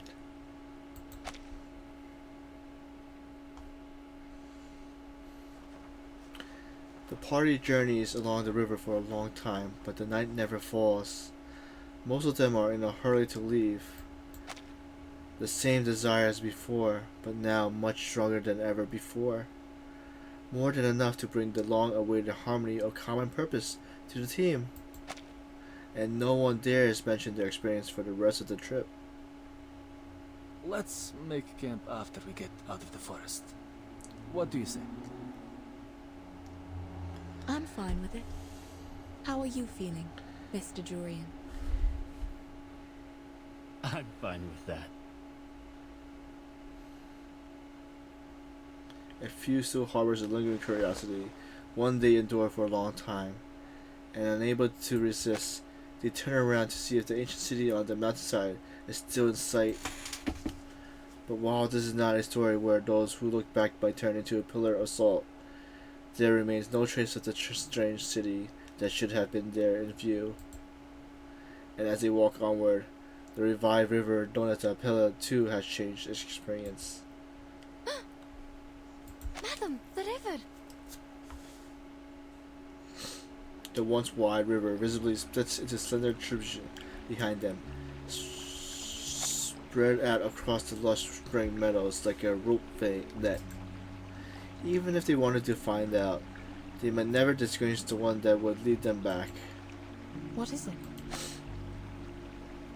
The compass is working. Great! Their fellow travelers excited raise their hands, briefly blocking Ulysses' gaze from Bismarck. The girl takes advantage of the situation and withdraws the words she cannot say. She only gently shakes her head. Nothing. Let's move. The compass is working, which means we can rely on the map again. Oh, that's good. As for the book I'm going to write... Yes? Have you decided the title? Yes. I will call it... Notes on Shuri.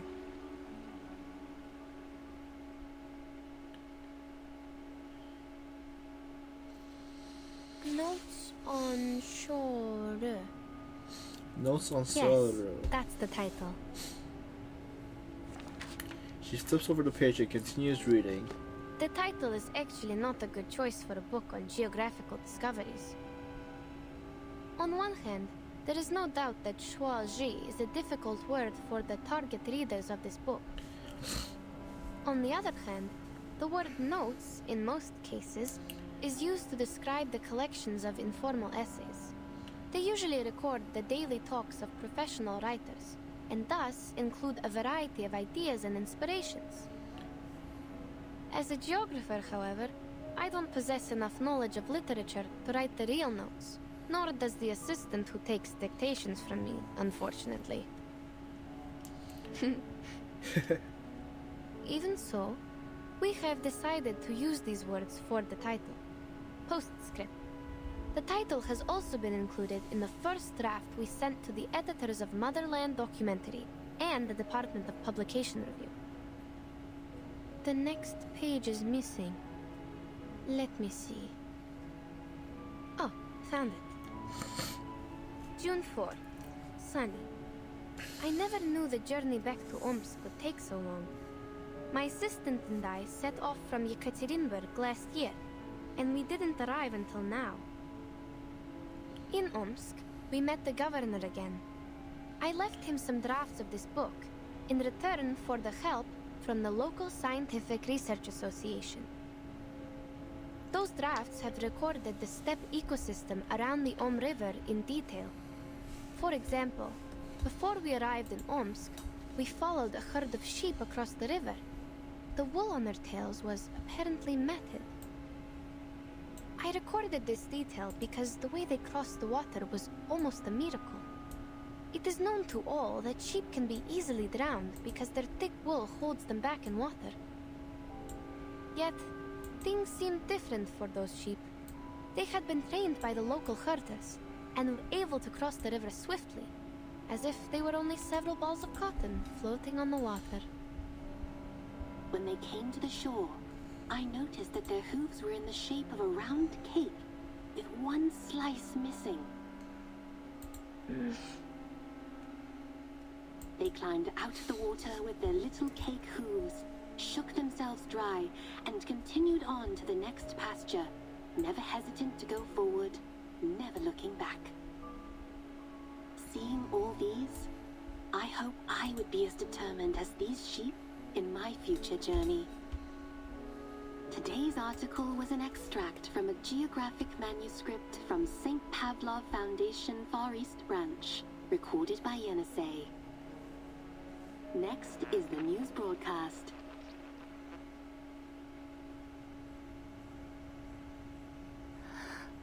Virgin woke up.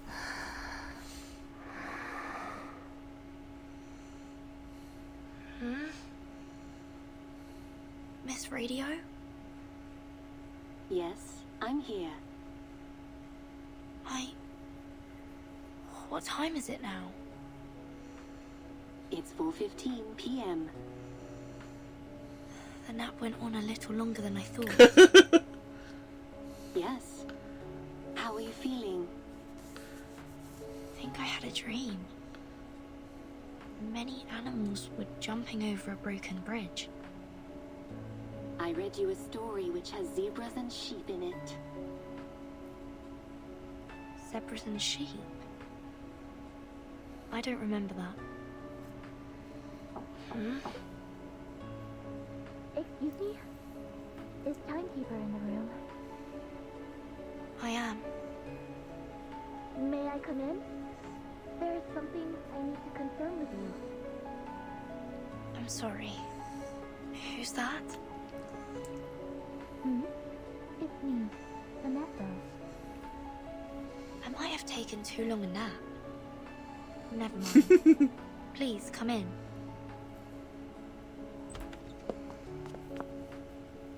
Timekeeper, you don't look very well. Are you alright? It's okay. I had a weird dream. What's going on? Oh, it's a letter from the Foundation. A colleague from the Russian branch was transferred to the headquarters today. She has shown a strong willingness to perform long-term field missions. Thus, the headquarters intends to transfer her to the Timekeeper squad. Would you have a meeting with her? It is said that she is experienced in geographical exploration and survival in the wilderness. She could be a great helper. Geographical exploration? What's her name? Please hold on. Let me check her file here. And her name is... Yenisei. Yenisei.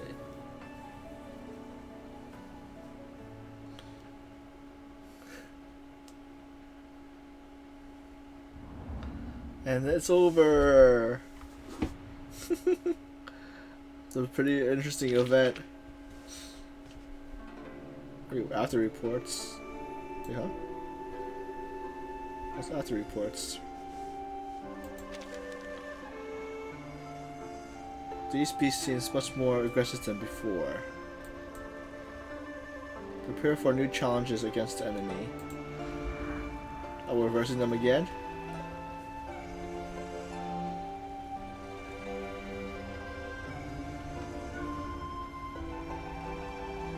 So is this a daily thing? Oh. Okay, there's a daily thing. Okay.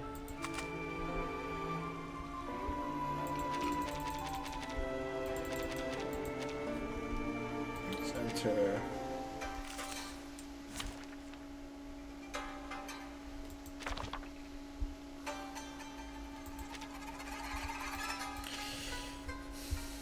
Let's see, what's the... Okay, 25 for next, okay. Weaker.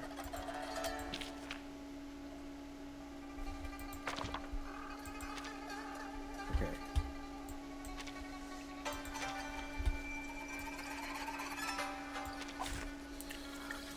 So I think I just have to focus on one of the sides.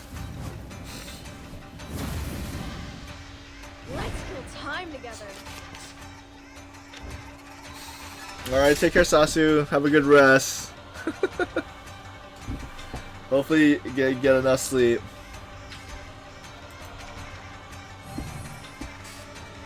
We're almost done here. I'm just gonna finish this stuff and then probably end stream.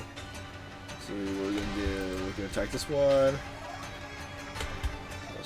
This. Wear gloves. This. The moment of silence.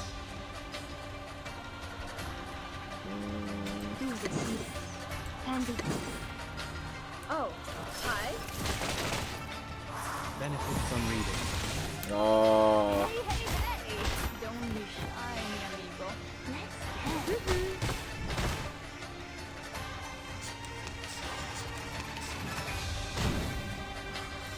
I didn't realize these guys were weaker than the other one. Wait, can we still attack? No.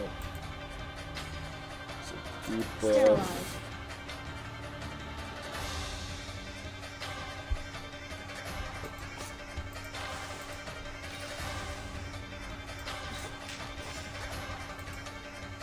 Wear gloves. Sterilize. bien eso. Tú decides. Get out of here.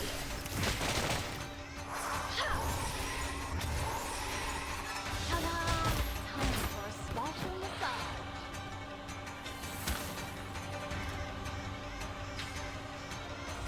Huh?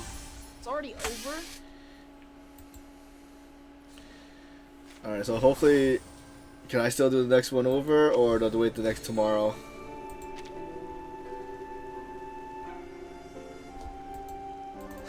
Alright. So I can't do, okay.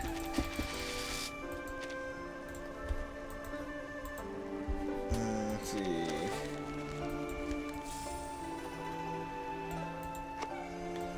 Huh? Oh, got this. Let's see, do we have enough for another, so wait, task, panel. Let's see. Okay. So hard mode unlocks in 10 days, I mean 4 days. Story mode is done.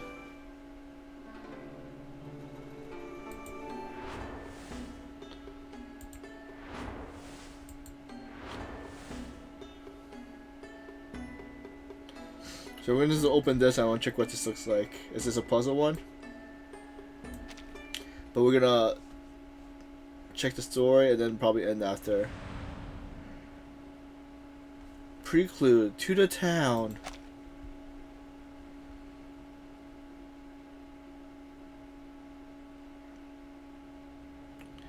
Azindare is not supposed to have any personal feelings. She fell because of you, because of the personal feelings. Stay in the city, be a guardian, be a Zinzuru. Be a Zinzuru, and then you can understand her.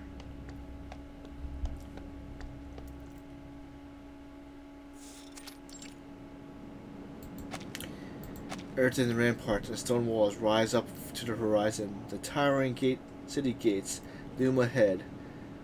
Travelers come and go, pausing only briefly within the gate's shadow to undergo an inspection before being granted entry to the city.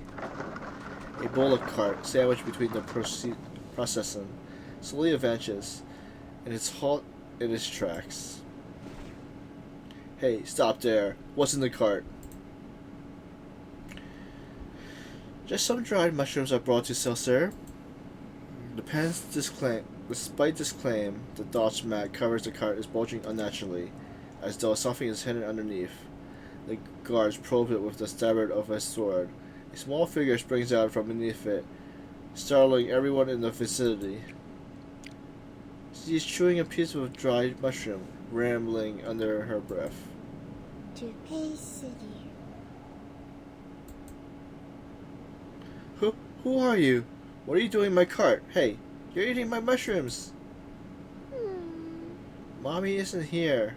The Dallas asked me to go to the city, Pal City. I'm hungry. Perhaps she got separated from her family. What's your name? Where did you come from? The guard extends his hand to help her down from the cart. She rejects the offer, instead grabbing another handful of mushrooms and stuffing them into her mouth. Then with a deep leap, she lands on the back of the ox, pulling the cart.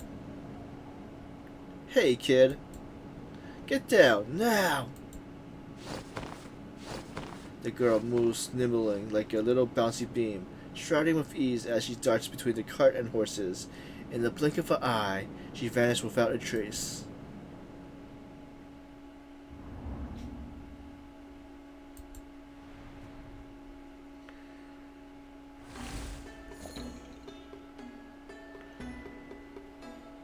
Tap here. Okay, we could do this next scene. So tap here to explore the events behind the scenes. During the event, you can participate in a total of 4 surveys. After completing the observation, you can also make deductions on the current events. Okay. Alright, so I see we get more of the clear drops. Records. So is this what we just watched? Yep. Right? Yeah. Wait. Oh no, it didn't. It isn't. I was gonna skip for now. You can watch it next time. Okay. Alright, so... Alright. So we're... we finished the event. We finished the notes on Shuri, the main event.